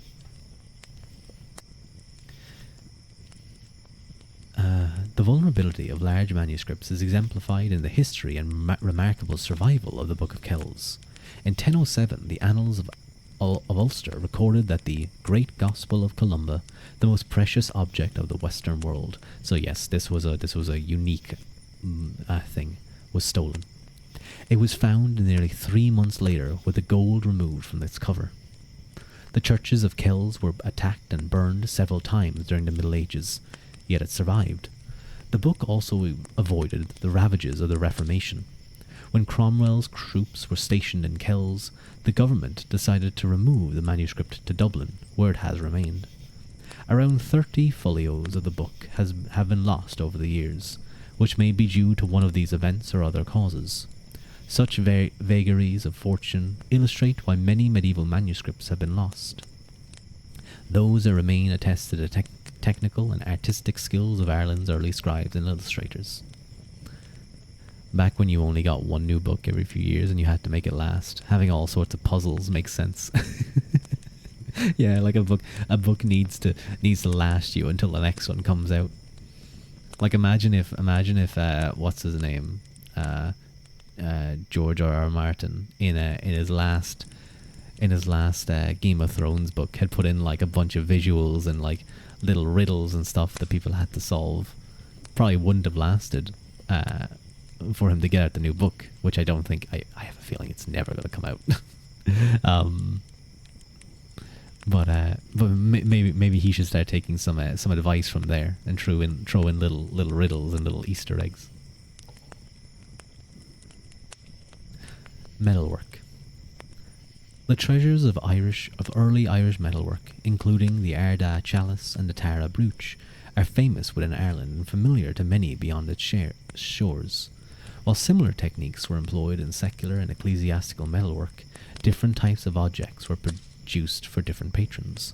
The growing wealth and status of the church in the 7th and 8th century encouraged the creation of great artworks that adorned the interiors of church and shrines. While many of these adornments may have been perishable materials including wood and cloth, an array of fine metalwork has survived. Some of the metalwork involved liturgical practice, including chalices used for Mass. The most famous example are that of the Ardagh chalice and Derry Nalfin chalice. Both are silver bowls with handles, gilt, cylindrical stems, and large domed feet. The rims and stem of each are decorated with applied golden filigree and coloured studs, made of amber on the Derry Nalfin chalice, and glass and rock crystal on the Ardagh chalice. Decorative oh god, I know how to pronounce this word, but I'm stumbling on it. Escutcheons of similar ornament were placed on the side of these cups. Both objects were found in hoards of precious objects, including church plate, that may have been buried in the 9th century, perhaps to protect them from Viking attack. So much art, so much literature, and oh my god, it is genuinely painful how come sometimes when you're reading a history book and it's talking about things that have been lost, it feels like someone's stabbing you in the chest. The Ardagh chalice is probably 8th century, and the Derry Nalfin example is probably from the 9th century. The more muted colour scheme in the Derry Nalfin chalice of amber, silver and gold, contrasting with the red-blue glass studs of the Ardagh chalice, and its employment of diamond-shaped frames of relatively simple filigree, shows changes in fashion between the production of both cups. Shrines and reliquaries represent another significant category of ecclesiastical artwork. Perhaps the most distinctive are house-shaped shrines used for carrying portable relics. These take the form of small box of wood or metal, or both, with a hinged roof and exterior decoration. 3 complete examples and numerous fragments have been found in Ireland. Shrines of this type of Gaelic manufacture or styles have also been survived in Scandinavia, Italy and Scotland. They may have once held human remains. Other shrines were made for sacred books or associated relics. A fine example of the latter is the Mollilow Belt Shrine, or Morlock Belt Shrine. I thought there was an L where there wasn't. It is made from 4 copper alloy sections with an imitation buckle. The sections were tinned to give a silvery appearance and were decorated with cast bronze frames with geometrical dragon and bird head designs. These frames contain silver foils stamped with spiral motifs and interlace and studs of colourful glass and enamel. It is a unique object probably dating from the 8th century. Let me look that up real quick.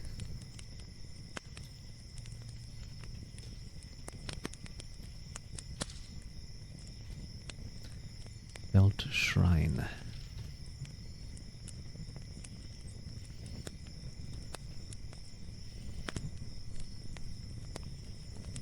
Ooh, that is quite nice actually. There's some I'll throw it in here because I kind of need to hurry up the reading a little bit because I do need to get in bed soon, but I will throw the spelling of it in there and you guys can look it up if you would like. Scandinavian influence began to affect Irish ecclesiastical art from the 11th century. For example, the Shrine of Catach was originally made to hold the Catach of St. Columba in the late 11th century by a craftsman bearing the Scandinavian name Sitrick. The short ends of this reliquary include cast metal panels of interlacing snakes and tendrils that belong to the Ringerreich style. How many pages is left in this chapter? Okay. Jewellery represented the greatest investment in fine metalwork outside of an ecclesiastical milieu. It was valued not merely in terms of aesthetic and financial worth. These objects were symbols of status. They reminded others where the bearers stood in the social hierarchy. In the 6th century, different types of dress fasteners, including brooches and pins, were produced in Ireland under the influences of styles used in post-Roman Britain. These tended to be small items cast in silver, or more commonly in copper alloy. The penannular brooch became the most common brooch style during the early Middle Ages. It was made from two components, a nearly circular ring and a pin with a flattened head that was either pierced by the ring or looped around it. From the 7th to the 9th century, the average size of these brooches grew, and the terminals were widened to allow more space for decoration. This suggests a social demand for larger and ornate status symbols, and it shows that those at the top of the hierarchy commanded greater wealth to commission them. The best known example is the Tara brooch. Given the extravagance of its decoration, it is surprisingly small, only 8.7 centimeters in diameter, with a 32 centimeter pin. To provide more space for decoration, the terminals of the ring are closed, and an attachment made of silver wires in the form of a snake was added. The brooch was cast in silver with recessed panels, and the edge of the hoop is ornamented with dragons and birds in high relief. Sections of the brooch and the layout of the designs were carefully planned and measured. The panel on the front are filled with beaded and twisted gold wire, and gold granules separated with studs of glass, enamel and amber, creating spirals, interlace, and zoomorphic motifs. The patterns are so intricate that a magnifying glass is necessary to see all the details. And it is possible that much symbolic meaning was invested in the design. The back is ornamented with gilded panels of cast and engraved spirals and polychrome glass studs. The brooch was probably produced in the 8th century. It was found around 1850 AD at Bettystown, and it takes its name from an imaginative link with the royal site at Tara. Viking trade brought an increased flow of silver into Ireland, which promoted the crafts of silversmiths. Pre-Viking Age jewellery tended to make a virtue of maximizing the decorative effects of items while using small amounts of precious metals. From the 9th century, more brooches were cast from solid silver, and they became bigger. Imported amber also came to be used instead of glass to ornament metalwork. New ornament forms emerged, including the bossed penannular brooch that had plate terminals decorated with round studs, and a thistle brooch that had bramble bell-shaped terminals. These innovations developed the penannular form in various ways. Pin forms also diversified. One innovation was a kite brooch that developed from a hinged pin and the evolution of the pinhead into a flat lozenge or almond shape for decoration. These were produced in Hiberno-Scandinavian towns in both silver and copper alloy from the late 10th century. Ringed-headed pins and stick pins were also produced in great quantities. These were exported around the Viking world. The Viking Age witnessed a trend towards mass production of copper alloy jewellery and a centralization of craft activities within larger settlements. The Hiberno-Scandinavian towns became centres of excellence in metalwork that combined different cultural traditions. Let me take a quick sip.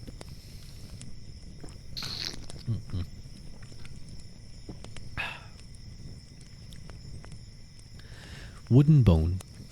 Excavations from waterlogged sites include Dublin and Lagore Cronog also reveal artistic production in wooden bone, often on functional objects. These finds are immensely important as they demonstrate that artistic production was not the exclusive preserve of the elite. The wooden and bone finds of Dublin have generated the greatest interest due to their abundance and their fusion of Irish, Scandinavian, and Anglo-Saxon art styles. Some of the finds reflect insular adaptations of Scandinavian designs, which created a common West Viking style around the Irish Sea region and in Northumbria, highlighting political and cultural links between these regions. This style is nicely exemplified in a small wooden box with a sliding lid recovered from Christ Church Place, which can be dated to the mid-10th century. It combines geometric interlace and fret patterns, which are familiar in Irish sculpture, with a ringed knot pattern of Boris style. Other ornamental pieces of wood and bone include handles, combs, toys, gaming pieces, and pieces of furniture. The trial pieces of Dublin are commemorated in the poetry of Seamus Heaney, and more than 200 have been recovered during 50 years of excavation. The majority of pieces of bone waste on it, which artists and pupils were trying out incised designs intended for metalwork or other media. Some of these pieces are highly ornate and accomplished. This suggests the emergence of Dublin as a centre for artistic training and production from the late 10th century. Similar trial pieces have been recovered not only from York and London, but also from sites within Ireland, including Killaloe and Clonmacnoise. This shows that the fusion of Scandinavian and insular art styles in Ireland was not limited to the coastal towns. The corpus of artwork in wood and bone came from a limited range of archaeological sites with good organic preservation. They helped to demonstrate that creative expression was part and parcel of the lives of our medieval forebears. Sculpture. Most of the sculpture from early medieval Ireland is linked to ecclesiastical sites. The earliest comprised ogham stones, a number of which bear incised crosses and cross-carved stones and pillars found along the western seaboard of Ireland. These monuments may range in date from the 5th to the 7th century. In this early period, stone monuments may have been less fashionable in the east, or wood was used instead.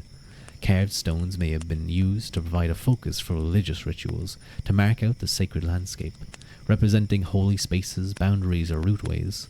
They are found within early church sites and also on pilgrimage routes, including the Saints' Road around Mount Brandon in the Dingle Peninsula and the valley of Glen Colmcille in County Donegal. The decoration of these upright stones is often simple, comprising a variety of cross forms, usually ringed, sometimes with the addition of abstract, geometric patterns or knotwork. People in the past were incredibly crafty. That they were. When you see the type of things that they were able to create, it really does. Like, you know how I mentioned there that some of the details on a Tara brooch and other things require a magnifying glass to really appreciate the level of intricacy. And obviously this was done by a master, by a true master craftsman.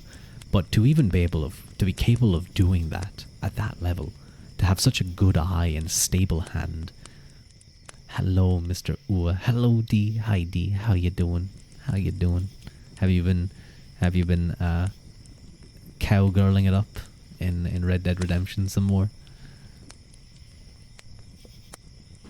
For those of you who don't know, Dee is another VTuber. I'm gonna do a quick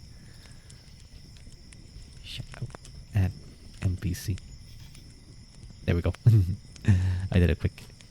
But how you doing? I hope you're having a nice. It would be Wednesday now for you. You're halfway through the week. You're in the future. Is Wednesday gonna be a good day? Do you know if Wednesday is gonna be a solid day? No, you've been saving your kingdom. Your kingdom. Oh no, your kingdom's in trouble. Oh no. What's happening with your kingdom? Which game is this? Or do you mean your actual kingdom? Because I'm sure I wouldn't be surprised if Dee was a queen. I hope it will be a good day. Yeah. Today's gonna be a good day. We can all blast ice cubes. Today was a good day. At the end of the day, because we know it's gonna be a good day. Oh, sorry. Yes, Kingmaker. I forgot you were playing that. You finally finished. Ooh, nice one. Congrats. I took ages to finish that game. That's sweet. I hope you got a good ending. I wonder what happened. I hope. Oh no. There's so much that goes into that game as well. I hope you got decent endings for everyone at least, because I know there's some bad ones. The Recumbrant, it felt like ages. Towards the end, you just wanted it to be over. I was sort of the same. Like, it's such a long game. It does kind of drag in places. It's like, oh my god, please hurry up. Especially as the fights get a little bit harder and stuff. Although at a certain point as well, it kind of just becomes like, you know how Tristan is meant to be like this kind of lawful good. I think he's lawful good anyway. Someone died. Oh no, he's meant to be like, kind of like the good priest. He gets access to Firestorm, a spell that can kind of delete a lot of things. And I remember there was I can't even remember which mission it was, but I think it was the one where there was all the posters, and we were like trying to find out where a poster company was being made. And it was like a small little village with a bunch of enemies, and I don't think anyone killed anyone else. I literally think Tristan just like burned, like he basically napalmed an entire town. I actually stepped away from that place, being like, the village full of birds. That's the one. He napalmed that entire village. There was none. Like, good lord. And if they survived the initial firestorm, he just hit him with a fireball next turn. Those poor people. Those poor people. Well, they were enemies, so I was permitted. Justified.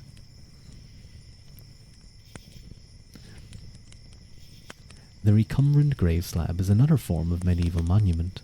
Hundreds of these have survived of varied shapes and sizes. They are inscribed with one or more crosses and often a name, which may be accompanied by a formula invoking a prayer or blessing for the deceased. The forms of the crosses on these monuments range from very simple to highly sophisticated. Where am I? Wait, here we are. An ornate composition. Further typological work is necessary to determine their dates of production, but they may range from the 7th to the 11th century. Some styles may be linked with particular workshops. The largest of these was at Clonmacnoise, where more than 400 complete or fragmentary early medieval slabs have been recorded since the 19th century. The influence of a Clonmacnoise design can be seen in the impressive collection of slabs at Gallen, 7 miles away, and at Inishkeltra in County Clare, which was linked to Clonmacnoise by the River Shannon. However, early medieval recumbent grave slabs are found in smaller numbers at other sites across Ireland, including Glendalough, Nendrum, and Inishmurray. The high cross is perhaps the best known early medieval sculptural form. They seem to have developed in the late 8th century at Iona based on the earlier modern wooden forms, and they became popular across Ireland in the 9th century. The popularity of stone high crosses continued into the 12th century, and more than 200 of these monuments survive. High crosses have a distinct ringed head profile, often with a hollowed ring and carved decoration. There are regional trends in their form and style, but most often the head and shaft were carved in a single block, although in a group of sculptures from the province of Ulster they are separate. The base of the cross is commonly in the form of a truncated pyramid. The decoration is often carved with mounded frames and may comprise abstract designs, common on the shaft of ossuary crosses, and figurative scenes from the Bible, or relating to war and kingship. Regional styles were influenced by local geology. For example, the hard granite of the Barry Valley, crosses of Leinster favoured flat, symmetrical, chunky, minimalist representations of figures, while the softer sandstone used in the Midlands crosses lent itself to lively and naturalistic figurative scenes. They were spreading propaganda, so it's okay. Exactly. It's the rules of war. I can napalm a village because it's war. Tristan would do well in my Tristan anyway would do well in America during Vietnam. He just rode out of that village and Fortunate Son was playing.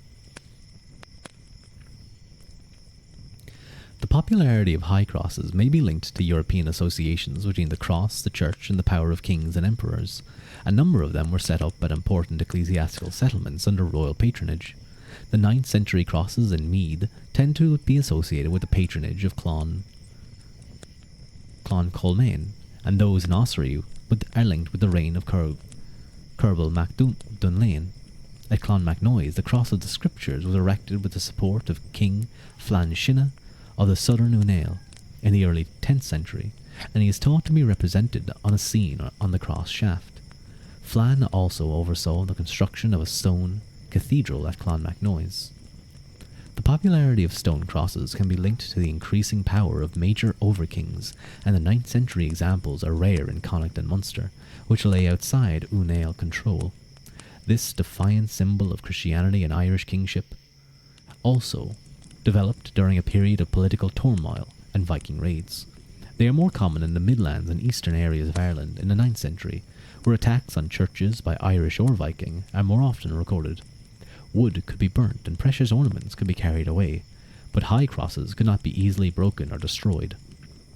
The monuments seem to have been the most popular during the 9th and 12th century, which were significant periods in the development of hierarchies in church and kingship in Ireland.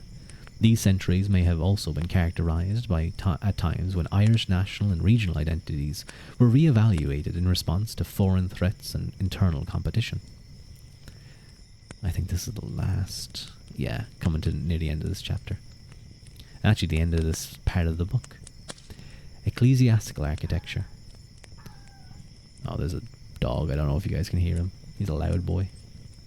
As a result of the patronage given to early medieval Irish churches, their architecture is often more elaborate and enduring than the dwelling places of the people.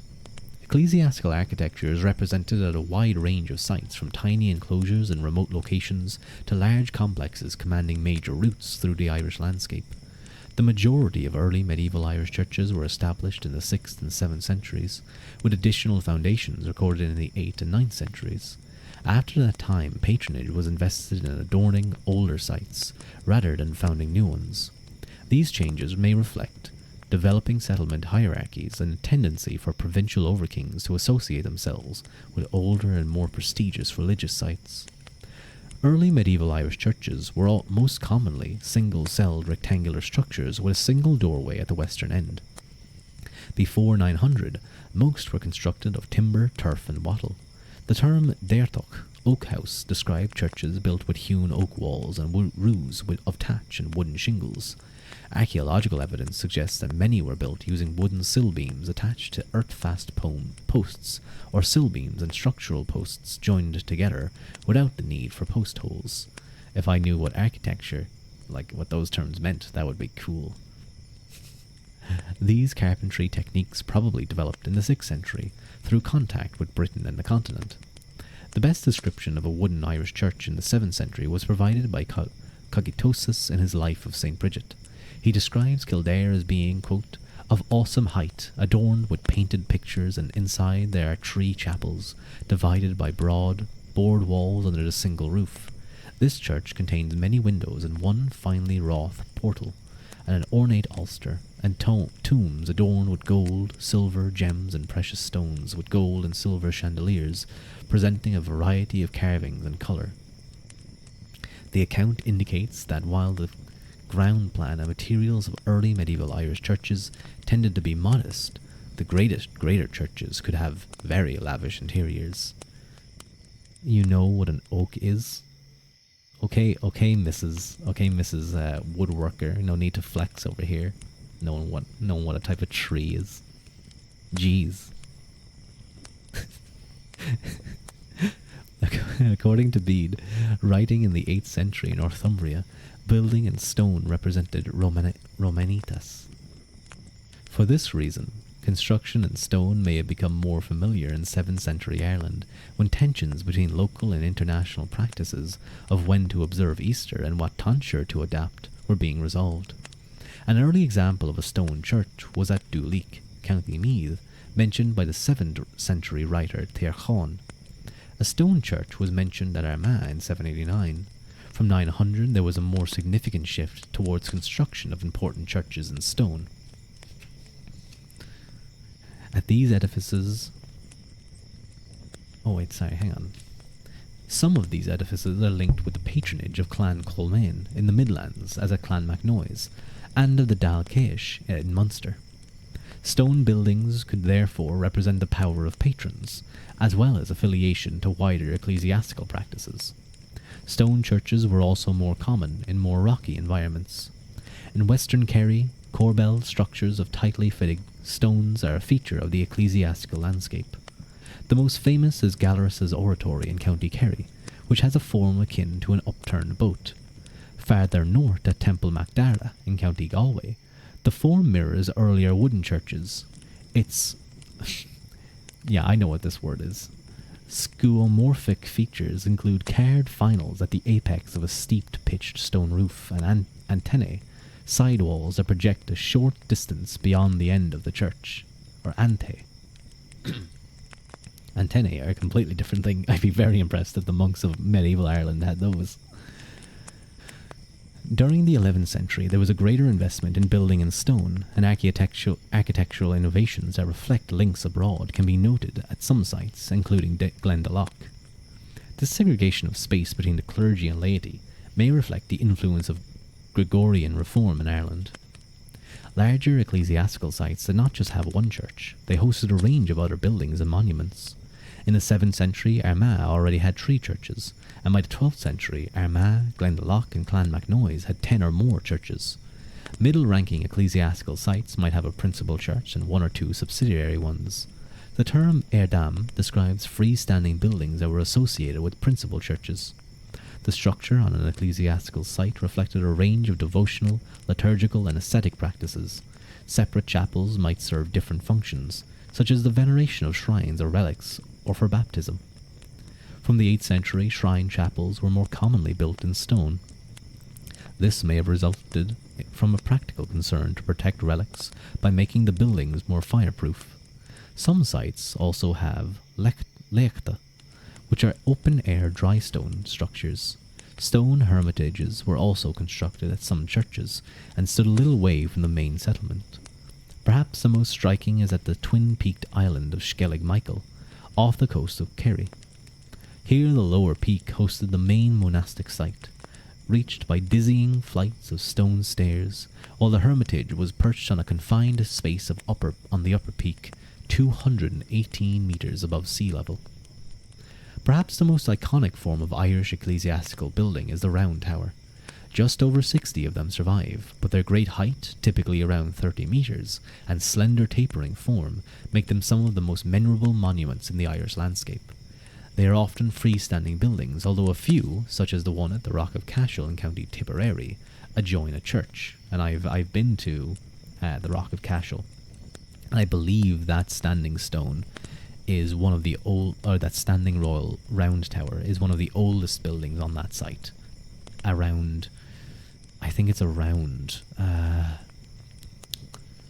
think it goes back to 1000 AD.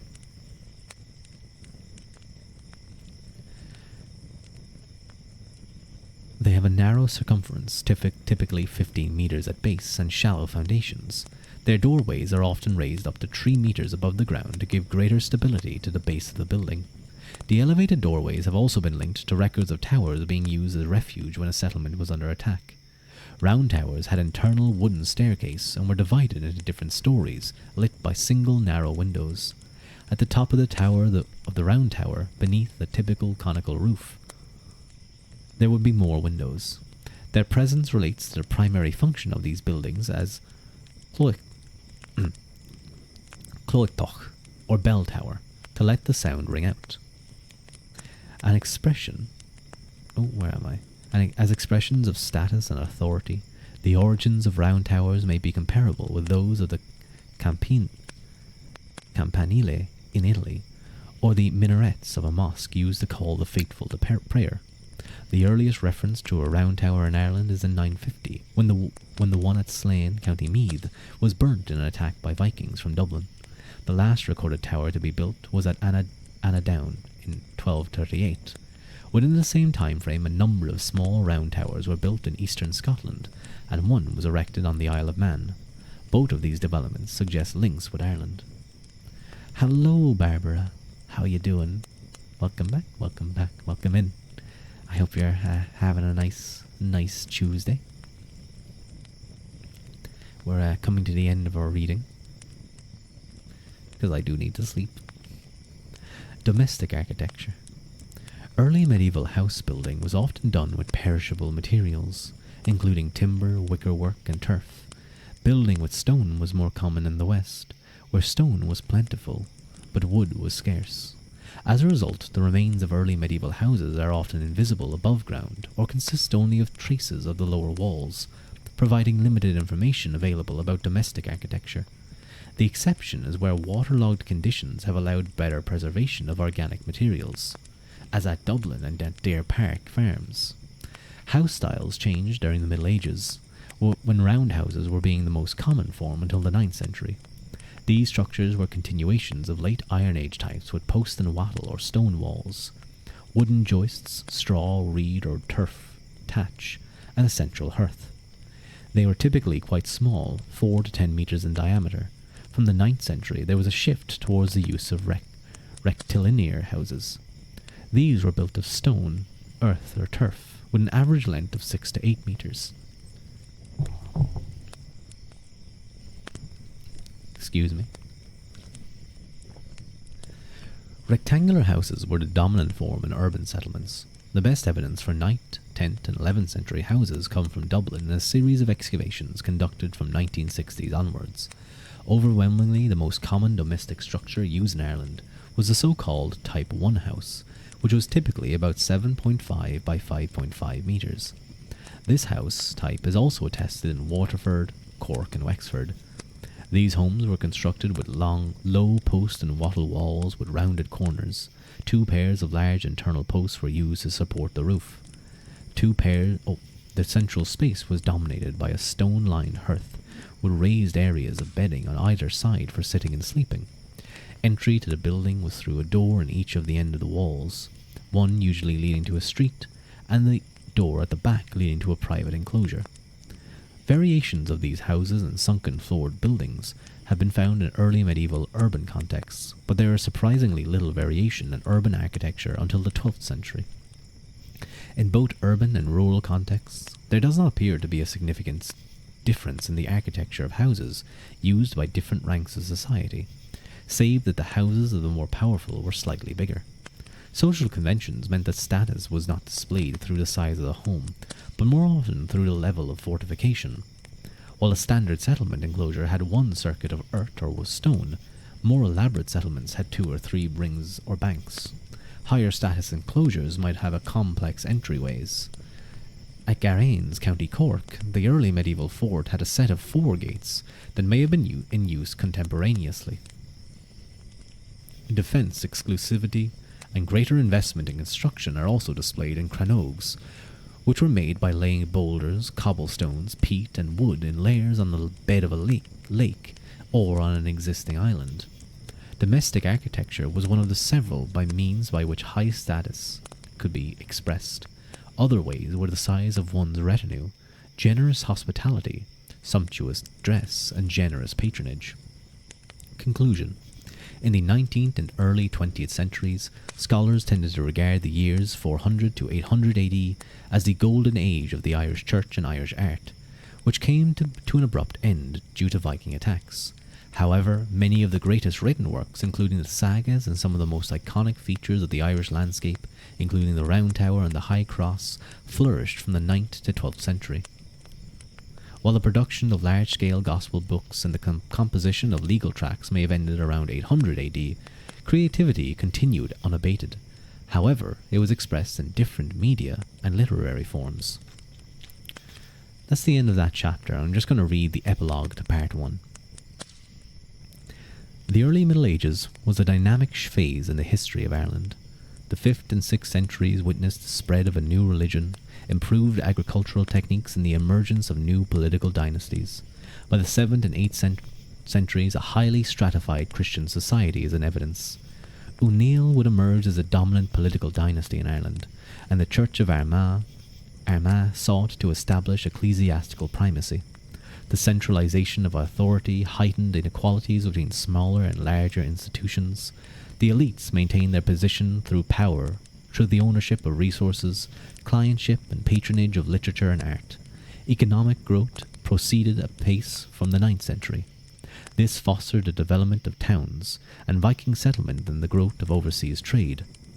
The failure of the Unail to establish their rule over Viking ports and regional kings in the 10th and 11th centuries allowed the rise of other contenders for the over-kingship of Ireland. The first of these was Brian Boru, over-king of Munster. In the 11th and 12th centuries, the struggle to dominate Ireland would continue. But the English crown and church also began to intervene. And that ends kind of part 1, which looked at 800 to 1100 AD, and part 2 looks at 1100 to 1500 AD. And that's another, I would say, that's pretty much bang on halfway through the book. Probably another 5 to 6 streams of reading there. But I think I'm going to take a small break from this book for a little while anyway. Maybe for like the rest of the week or something. Maybe pick it back up on. I'll see. I'll see how I'm feeling, I suppose. Because I kind of want to get back to maybe playing a bit of Baldur's Gate or some other random game that I feel like playing that day.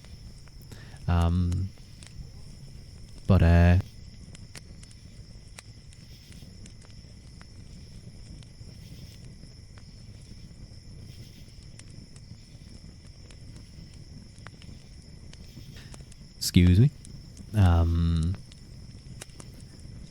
Hi Witty, thank you for the lurk. We're going to be finishing up, but I hope you guys enjoyed that reading. It was all about some, maybe it would be something like going back through it and kind of listening like the Tara Brooch, the Anna Chalice, the what was it called again? The Moyloch Belt Shrine, some things to look up, and all the various references to things like insular art and insular calligraphy. Yay, halfway. Thank you for the stretch redeem.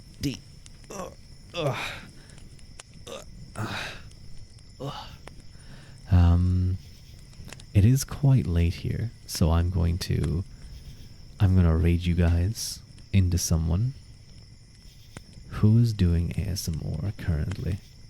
There's a lot of kind of just general sounds. Anyone that I'm following doing ASMR?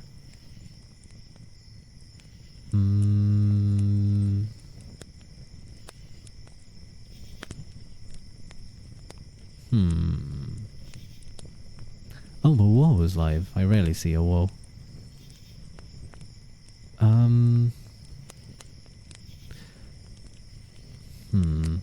I'm gonna raid into Simi. I haven't watched one of Simi's streams in a while. She's very bouncy. I think, did she get a new model? I feel like she did.